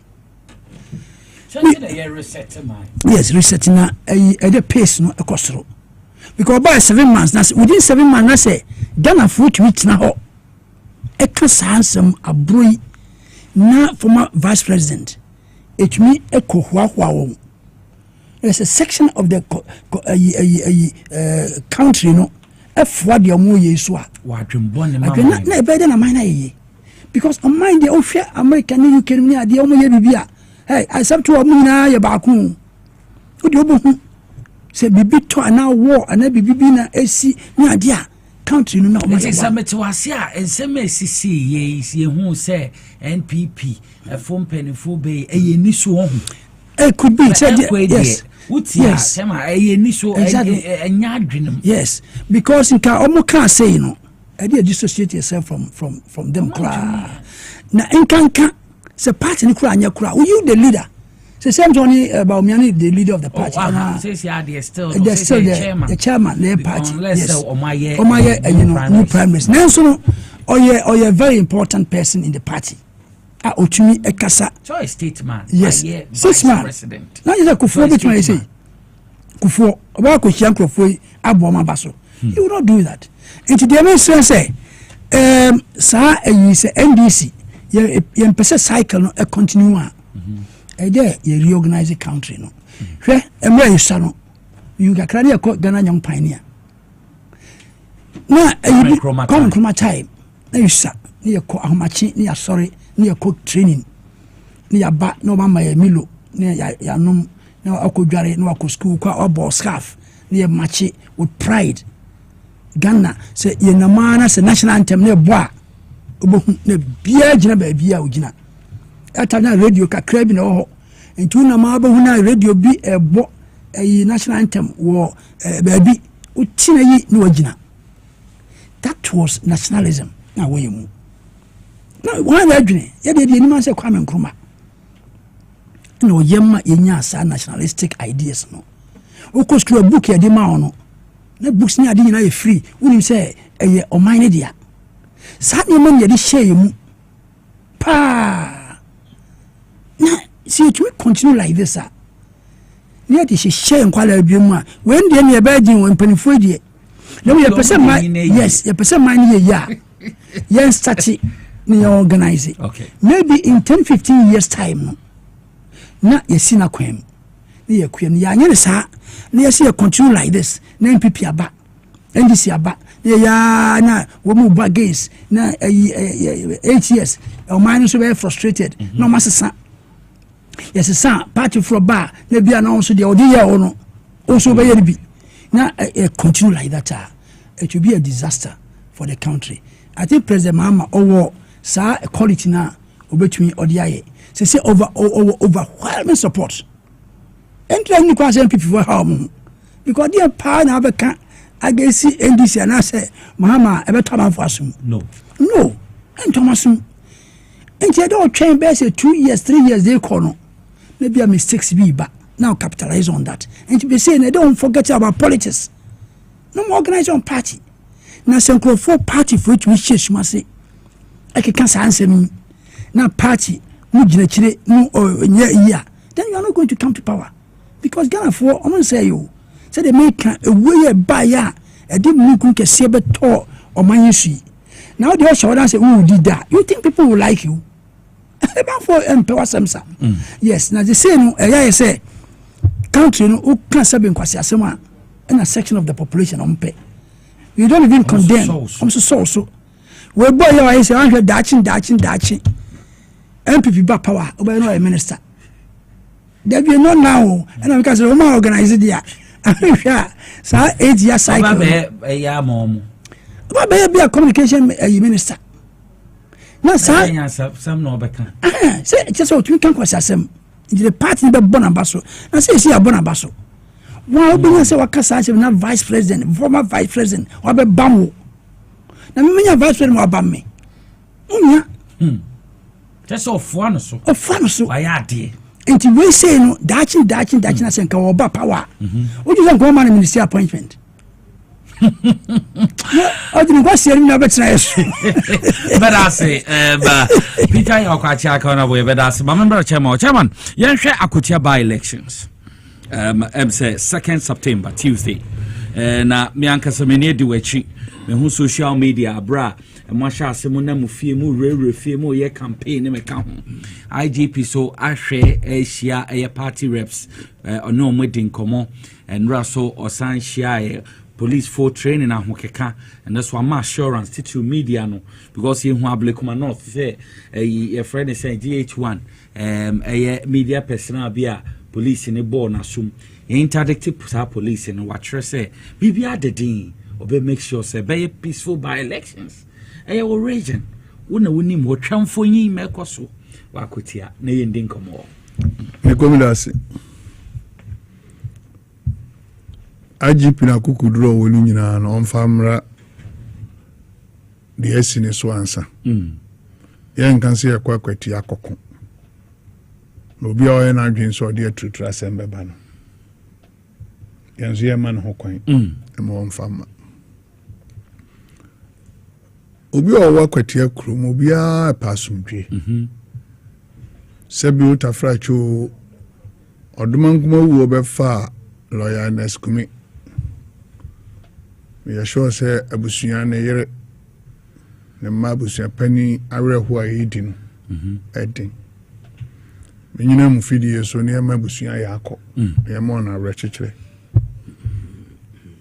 na obepesenka obaba beye djuma aboa ne man eni ni kuru na nso fofi anto ata na dware abam na odumankuma wu abefa no da ne de ne ba no ma me ehu opapa ehu ya okọ no so wa ehu no koye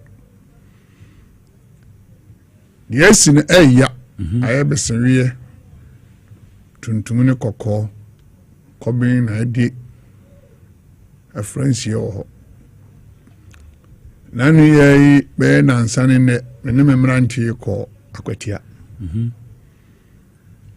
ye kono jaye wonsuo kakra gu ye kam esenye dan yesu woni ntimi nto nenso insuo ye nkwa unze ye ba fodi a ye press before ye ba fodi insuo ye ba for ye tona boarding pa che afa body na sikana so me de ye bibi ambi me bo first one na yeton anambo o Presbyterian na kati across okay kati across Orthodox churches no yeah kati across one glass and one glass over ton and it's got 4 party church project ben dem you uto we o so uto o yere nwa onu nwa uto say because of akwase we Israel mondin yen kwe ni me Jojo me ne memranti ba bibiara of less agbaja e won sawam so boy and support to you ma ye nyina ko yes ade na fefefe na oye parliamentary candidate o ye sin opese okọ MP to okọ prime minister ni bi wanya nenso emwa oguso boa no onko so mo wasa ye ko ye wiye ye no je no ni nyina ba nan ekọ wanchi na wanchi ye baby a NDC ya na say no go area enti betwasi akotia se o wanchi ho yo wanchi ho nye bro wanchi akotia wanchi so efe ho osiewu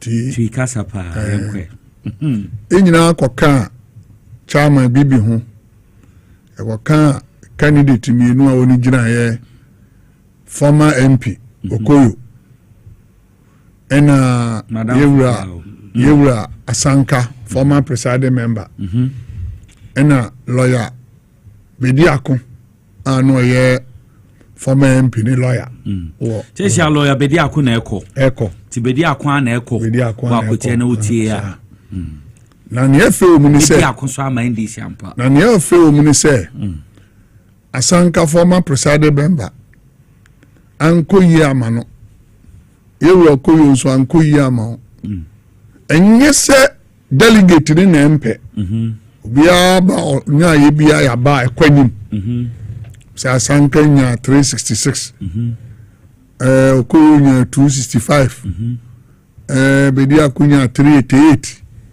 ni je so ni nyina no ono odom tinani ebehia ni se ebetumi aka oni nyina bom ampa oni nyina nso aka bom fefefe metuche de ama akwatia constituency for na metuche nso ama enuanom candidate ejina ye no edro wanchi no enyina bomu nanti yefa kuro no mu ka bonnwom ni ade a edro aja no mfiri ho no ebo dwama okoyo be kasai asanka be kasai parliamentary candidate no so be kasai ni obiya kai asumtwe na obiya kai empuntu na unim niko sabre we mu yantu abakeko so kase ni ade be shewe nu munku ana ade ndi na akoto abade ade no wedi abura ma o man no so nse Lawrence Mrana ehoye kwa Bibrem district no okoye ni ma bebre o wanchi osisi stores otwenkane akọ ye ni eseso oye bia okoyo ba eso okire ni ma wo ona baba bajama ba wa kire ni ma wo but eho nyina chiru na MP lo chama kusi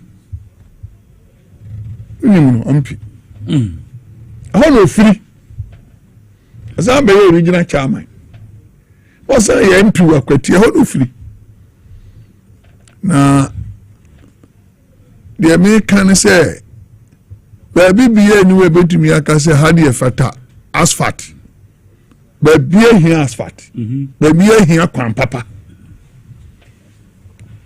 baby ani ya duru no on potem ni nyina no de net ya netie but obi a wo hwe bia ni say assure say man penny His Excellency John Dramani Mahama any akwan a ye be yi yewura atoforcing finance minister papa ewo ho yi a ye be akwan ni road minister when chinsu benya hono de chefa amonzo hu sa ban papa yere aba ewie no kromo of one say and then the mam ye hu say NDC ye ka ho bi this is 29th August ya no mbedini na otwe ene skumi na otwe da na dini na nsanso ane de koto aban eye ni mu wanchifu no fo na dwen da down sanso ne pempuntu I don't know if you want your call so abe nso ona kwanya any drainage but you musu kota futuro no a hoye farm area yemme yi Malaysia fo abefa dia kwabo na yeyi ho na wo pa e dia asem koto na nanim kromani jibum bitie nsem a ewura sanka ewura koyo ewura loya Bernard mo kasa e kwa kura bi ase assure say mo de kania so fatam eden kania bra mo no MBB fo zo na mo de mo fata say eden kania beba be the DC no ona botutu ametutu so ma yeti asese electricity for ni bibia ni relatification na NDC na de buy no bibia ye seta ye be ye ho if you want to call takrasi na ye lawyer bedi akono ni kuro no obi MPP for many NDC for nyina kotra police security meeting am obi ade na tinari abase mo fa ha ya mfa ha mo be fa ha ni afa ha mo free wa ni aba na ekwe na MPP for takrasi kuro ai hon kam ho na dey no cause mo mpese be ye ntokwa ni ade mama tim ho ase na ye we be kwa ha kina wo kwa sa pepepe be ye nkodu ho no na ye listen so ye de kɔ no na okuru ho se so mo pento kwa be ye de kuro no ni ye be ni yie na takrasi no e wona DC MPP DC no e wona ofiri o want to Kejimfua. National Women Organize a few. And so one up quota back crowning maybe. A see a common quota. Mono. The end is one in your knock or broke crying. Or Hennessy one or Chawashia. Cronin can you no woman or Benjamin be one never find a cronin. Quebec as out there. And Mabede, Russian some. Nanso nam si atete wo fie. Your party papa munti. Nam penifo e guide yen no. Ye o ba bia kromafo. E be tiase, ti ye konwe kromafo no kura morning hu say. Ah, party we dey anto aba mamo. Anto aba malo ya be bia kodia. Ni nim ya dwen yikura. Na hwen to my dey platform. Na hwe ye hia. If you want your call, kusi. Na lawyer bedia kono ofrita krasi ne maame. Na ne papa fri kusi. Na dwuna eduru obe no nwotwe no nkono no. Na kuro no de abutu. Na sese na ekole dia. Na ne meka ne say MPP. Na MPP lawyer na kura no MPP candidate ni lawyer bedia ko. Awo di na sema no. Asumedu. Na eno de mfa ho but ye pese hu ni se ba bia mu afirim ho ne mo ane wo. Tanete. Ye wie ye kura ya san ye ba ka e be fa kade afa buodua aba kwatia no.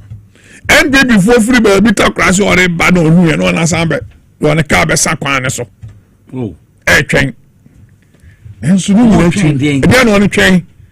Nanso ni na achi no ekoduru asomtwem mimi fi krom ona ko boba nundu ne fa amede ba ko foridua na me kasha ready adu nyam se akwatia krom fo ankasa pe change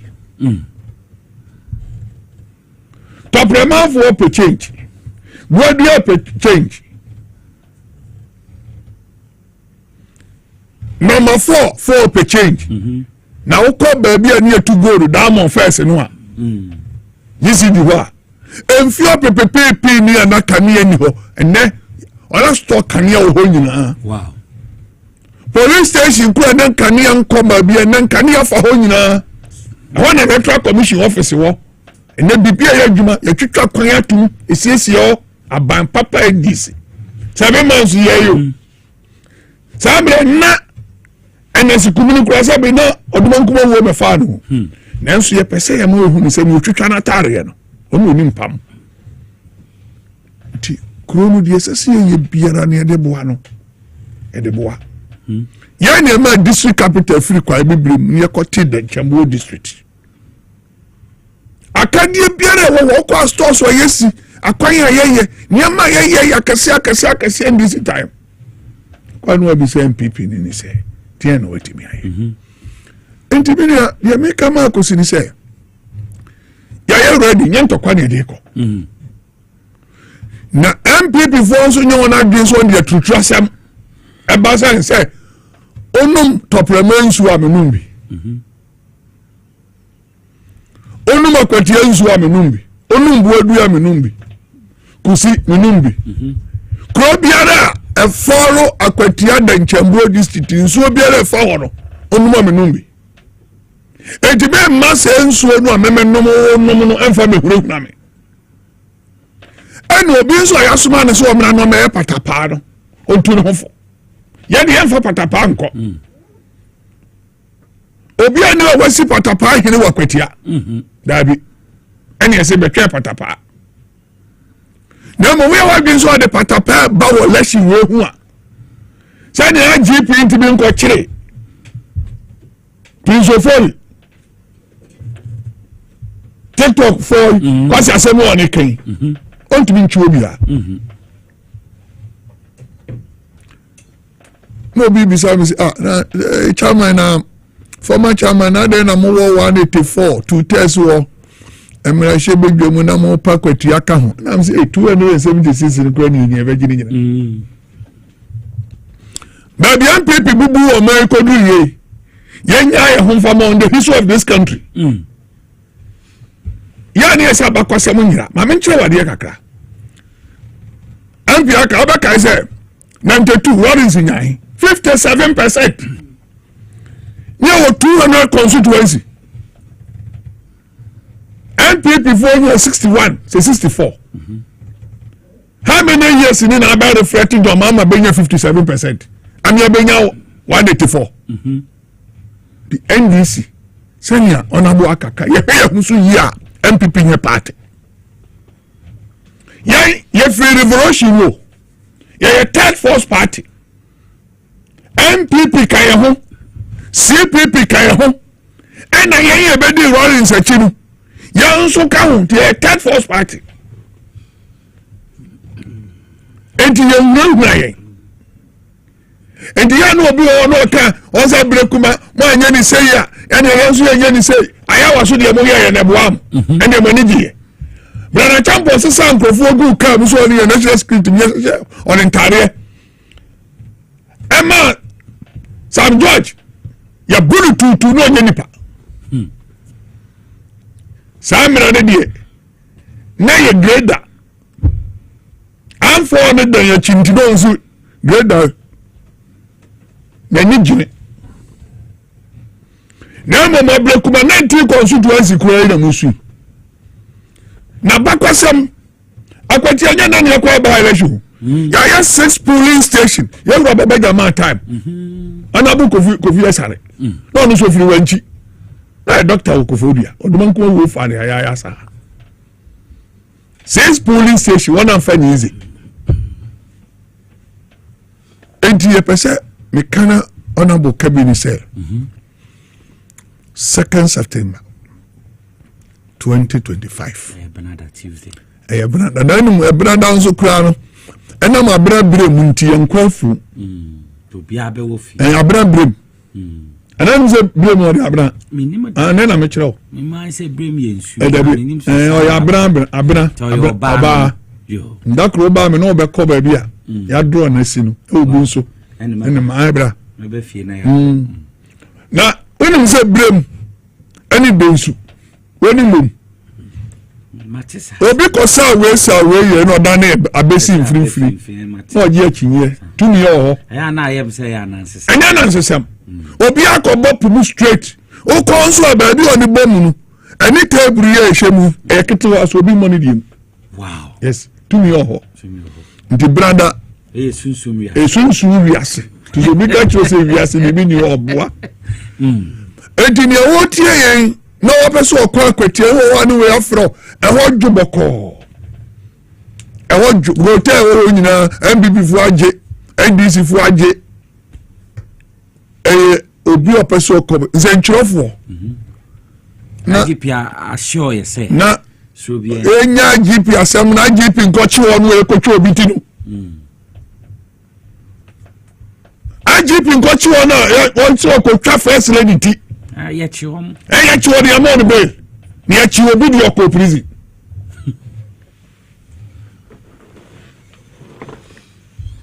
de can say unsa confirm ba kuba ni pampempem wuye confirm anawante unsa 20 cities so many pampempem wuye sika ante ti abakwasem ntwam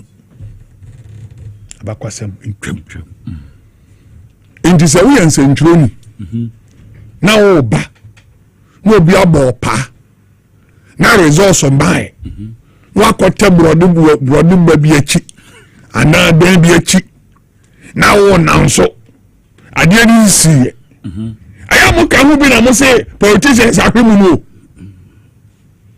ya nui manu na wanya ne macro ni ehye no de it's good. MPP lead, we call us NDC lead because you are about the painting. Yeah, good. Yeah, good. I got to the brother good man, MPP. I'm married. Now, the catcher one say, now the grand say, only for the next day. Because my matter grand is a party now, because or more. Me see one, okay, guy. Me see when Chikum, a branch of Bakum said, da. Okasa Bekayan. At Thomasum near the same panic or query. Akotia pe development. Yes, or say a cap. Piamunya develop. Or say a cap now says so good enyama, a buguswa enyama. Yeah, pem a ye and punto. Yeah, pe cap here, see a DB. Yeah, pe school down, papa. What do you call opposition? Yeah, it will occur. Or coca, after no man can more monaco, and yes, we're winning. That's what corner speaker. That's why they are not better now. Now, the Kumadian don't enter. Now, where do we need the other way? And on the Bokoto. Now, your Bokoto Parliament more than the Padua more MP. It's a Bokoto inquire 100 and something to me 87. The other 2 million Shamosa. 2 million Shamosa. And Yajuma. Young call me call a party agent in one. Of our company, you are also a party agent. MPC, do one a bear party agent. Minister is a bear party agent. A brother, what can you say? You didn't cut out the boo and I made a sense sign. Oh, by sense sign. Now the brush, oh, they cut any go boom, I shall be Jomua. Why never pass the amount? Obian said, Madame Mesre, any animal for the say. By election, they are not turn out to me. It's a afi mumpie Dennis say abena brimu sadano into omunko to BMP the one cry bra o dia wunya biribini bra ye behwe kwan ya befa so aba obeko yesre awofum entokwa biara ensi tinka nkyere oba ne se hobeye hu di se abrekuma ya mpre se ntokwa bi besi na mama pipi for we are thousand to send na bi no mu ya no ne kasa di hu hyew ye member ye kasa hu no mo niko ye member o wa hu a champion ni Dobrika kufuru ku but ye ne hu 1979 ku ene hu honu ku 1981 chairman NDC warrants NDC ma omani down yes 2024 we abawe ye koto di ahye protected ballot box we enem sabawe ye koto di ahye yewura omane bo ama ye koto ahye na nunyam amen de ti ye koto ahye na nunyam ne se no onim se wo kọ oboase aba na wakodi na wotwe mienu wo ho ode ne strategy nyina gu form ode na kande akogu ho ena fofia nto atene dwana bam na minim se ma ni team any computer no so kon ye ko board chidom ama akonya no ya gidi akoka ho mena 185 suroni muno suru ye zongo kokko so wa kwati ya ne frame suroni and yes chia alaji suroni ya chiao enim si e ban suroni ho yo enti yewra aka so afra brochi abai I no one. Don't go to be mumbo. I no one. You don't find about them call Amenvia on train. Next second September. I'm going to find Quetia if you are not. You best be around. A Quetian phone in Amadiamano. Some police station here 200. Some police station you. Also, no one can be sent Kayamfa Tamale Centra. Nanki and Chow. A Quetia. Unti. Akotiafu so mbe NDC 58,000 na munye 16,000 mo se e wode awon dia che ade racism e wode democracy ni bi ni ho akotia ya na mo ka kura mu wie mu de court ya ye ke na 1640 enukra mu bobi gu mu anadwo mo de patapa ni ya huru so ni de mo court na we ye ni beda ho Madasa chairman. And you take audience as well. A Tom Co. Not by a correction center. Not a free judge now. I ever for go so. Or tough free. Madam, what been got a free show? Oh, Jankas Anderson, you be correct. Fidel Kajaka, you Minia. It was a cancer. Miss I am caught a choir. Ebe faso se die NDC no nemum me fa national se medical ka in my speech we ka say MPP4 omo hwe no mo organize omo party no it sounds say mine no ehia a strong opposition Yes, Oshia Amaya, a tutum pony adiana. One party state no emboa. And Tiamusha no organize ye, no mutima credible opposition. Sa by way a coach, Edo Musoma Lucy, Belusu, yes. A crime be asono. They have to accept. The Omayan war, Tamelino, a Seni. It sounds almost they will lose. A Hanoso, I think say they don't. Yes, because party no organized. That's the first thing. Because when you go to about there be organized. Okay. Now if you said the 8-year rule no a it was devastating. But if you near my course now, you ba TV ni radio ndi. You can see the counter you in some bebre na momenti na abansenti reflected in the election no heavy defeat. Yes, it Ghana for will fees say and I say and this buy mama buy and you ma what to know ama mine wadro on the first not tension partner on mine more to say no ama mine wadro ama for the echo na ohwe medical can inflation I stagnant cry ohwe the CD dollar rate na akofem ohwe cocoa price na I commensurate with the CD with the dollar and ama purchasing power na higher nti enam sa ne ma nyina nti no ohwe nationally ama for free say e mine ko yi e ba me ne ama for kasa ho a me nam na me ne obi no kasa na which means say they have a positive view of what is going on because they na NPP di mine according there na hadwin nti be based on that no na tu say kwan bia so NDC be winning. It will not depend on the candidate. No. Your candidates na ejina no. The general outlook in the country no in the budget side the Oba compare MPP 8-year rule no. No ma compare 7-year rule na NDC 7 months na Mahama Obaya oye no.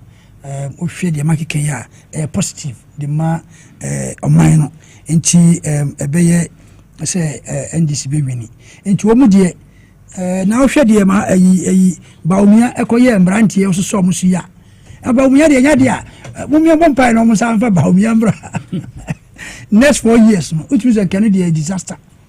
Yes, a very disaster because the all year crash say he's not a leader cry at all. Honorable so what do you na yenkotie abra IGP Otonsa Fre party reps no efa no readiness kwan a omodi era akotia no na yenti asema na be kai na yenhwe chairman so kai na hwe asema na be kai na to asoma honorable mo aye ready a moma yenti na be na no disem na na boache ono national organizer de ma NPP and some more kai answers, but we said that assurances are built on confidence. We also expressed our dissatisfaction with the conduct of the Ghana police, especially in the recently held rerun of about 19 police stations in Ablekumanov. We said that thugs who were linked to the NDC, who caused mayhem, their images are all over, the videos all over, and as we speak, the Ghana police has not effected any decisive arrest. We saw a communique that stated that they have arrested 2 persons. We don't know what came up. We don't have any update. Were they put before the court? Are they on remand? We don't even know anything at all. So we were very, very, very strong on this particular point. And then the IGP said that, look, they are also serious about it. And we should even expect that even today, by close of today, some arrest will be made.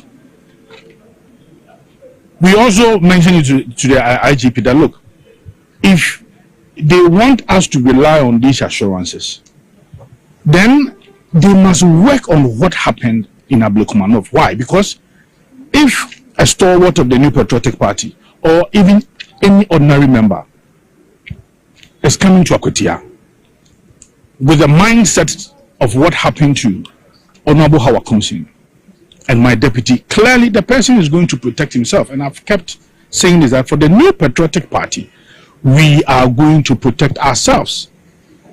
And self-protection is well stated within the laws of this country. So the Ghana police should give us that confidence that they have dealt with the Ablokumanov issue. We have 2 more weeks to go.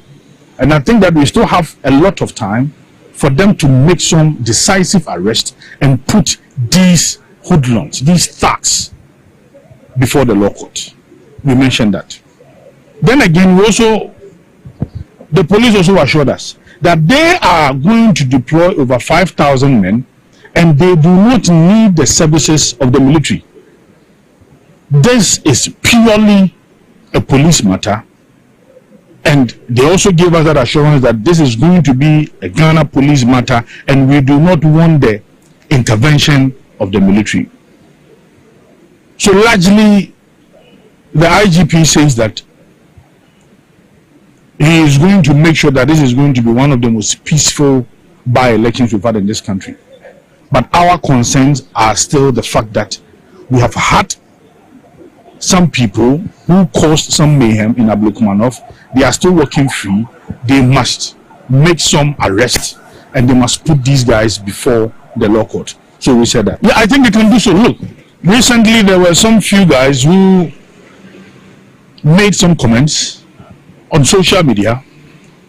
The police, in their view, thought that it was a threat to our peace. They effected arrest, and as I speak, yesterday they were released. So we also pointed this out to Ghana police that if you can make such quick arrest, how is it difficult for you to arrest people who've caused these problems over a month ago? But again, they assured us that they are going to have some arrest and they are going to make sure that they instill the confidence that is needed for us to go into the Akwatia by-elections. So that is what they have said. But we have also mentioned it to them that as we speak. Asem no honorable. Nana bi na nabwachi. Minor merry go round. Say utie opanyina okasa se ya na eya kakra. So where are we going? And I don't want ayaw west. Ya bros have joy. Huh? Na akofo botio yes. Na amu egu ekai mu no mu him so. Okay say you know. The foreign kura chains. Gu kai mu him so. Double mu. Yes. Hey, bunkrofo ba investigations ye wie. Na omu we officers answer no. Short commission. Oma sankosifi. Why na ya indict no? Openly who so be Bossam George, member of parliament. Akuzene on minister. Now in some course house was wagon. It was in the NDC club back here out of the election. Yes, it drew baby. And a chairman be your announcement. So send paper wunkwadi. Now omumfa election. Have they forgotten? And think I will say Nadia who say okay, yamma stop bimra. Now by all refer to you know. Na fedi who accuse you of police. Na how do we go? Enye Hong Kong esoro honso ayi babia omu kum nipa ayi 3 year hifa was it Kintampo Techiman 8 nipa 8 yes nipa 8 ye kum won ya ho asem bia babio cheponi amani hu cheponi amani yes enti say ye pese man ko so a me the time bia me kan where we are going you know is very pathetic enti ye hu sa na ye me nka wo kasa no are fair. So the other time no ye say and most of the time no munye say e say your government kura now dey ojai wo munya your supporters will leave because they did that to you. Nempo NDC subdued we share the CEO it was much more peaceful recent by election you call ye yes now share how Kumsin I no coffee purpose yeah how Kumsin na ni mpasuaso no obasima obotio okratio no obotio I'm a Tyson I'm a Rambo so yeah ebi so ade sa man no ministry appointment obi obot you sa no yedim se bia kebe ni amman position so aka ho enne se nyonko aba power o sa ko show power bi o ya buru ni wie ne fe vice president they say you support violence having the fan so anyway the rate of death of MPs no too high as a nation the rate of death no ojai minia nipa 275 rate yedi wu no so say ya sha ase no turn up wo die me call for 8 years me ti yellow the office man tell me rate no prophetic office I'm not joking. Okay, there's something wrong. There's a pressure on the MPs remuneration more brown now one who will free so and channel mu then who would you me okay movies and general move and fact I make so say also we are 7 months 2 MPs now nipa 275 the big man can yami and the come and be bronzo man can yami sem there are factors that contribute now MDs near the MDs does say MP that Ben what is MDB well and I see you feel say then what dream and I make sure say the pressure of the work okay remuneration and near my MP na said one more brands and our back MP na we are over foot Land Cruiser and crowd over from foot training yes and near mano there almost shady okay this speaker I'm on several times no breaking statement because almost every week now you read eulogy of a fallen MP either present or past every week be an ready and speaker and make a comment say no young MPs ni because obi we kula ka obetrim adding Jamaica and you say one last listen and say oh mama time papa constitutional review constitutional review say MPs no obi ba na 7 months no we are I then yes I call a by election no a party na nipa was no no select you okay no continue I'm say a good call yes I will say well that is my yes na o share US money at the adina sa no moye omonye by election debi party the best sellers well unfortunate MPP ni na waka baby almost no record na nye na say ka record ni ye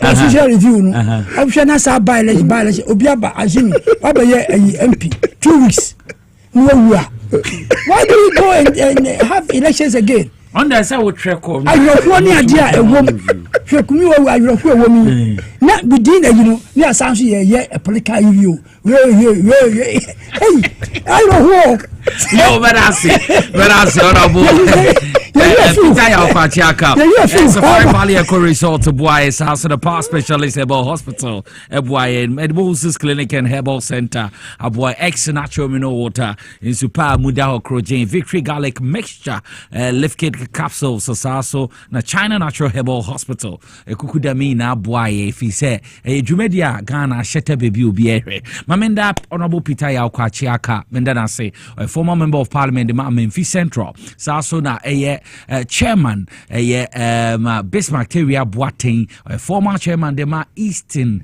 Regional Chapter of the NDC, and see ono na ekukudami no mbaima mbebwami no mudi edwumadi mamida production team na say Mr. Calvin Asante Menda MCR Peter Cranting ne Ralph Jampo ansana sound Yimane Temu member cameras me amenia Francis ne edi ansana obapa gifty ekuku da me ni siesie me ho ma me san betina so na mo sise bibia me dadin enti ye ma mu so the news papa ina kan e de ro hene babo ama benie one be poso hima me pa cho bebre motive ne nkoso nda TVXYZ na u radio ne the power 97.9 FM fi say news a ye de ba ne mode yesu amba ochine ba se na have a wonderful evening. Bye bye.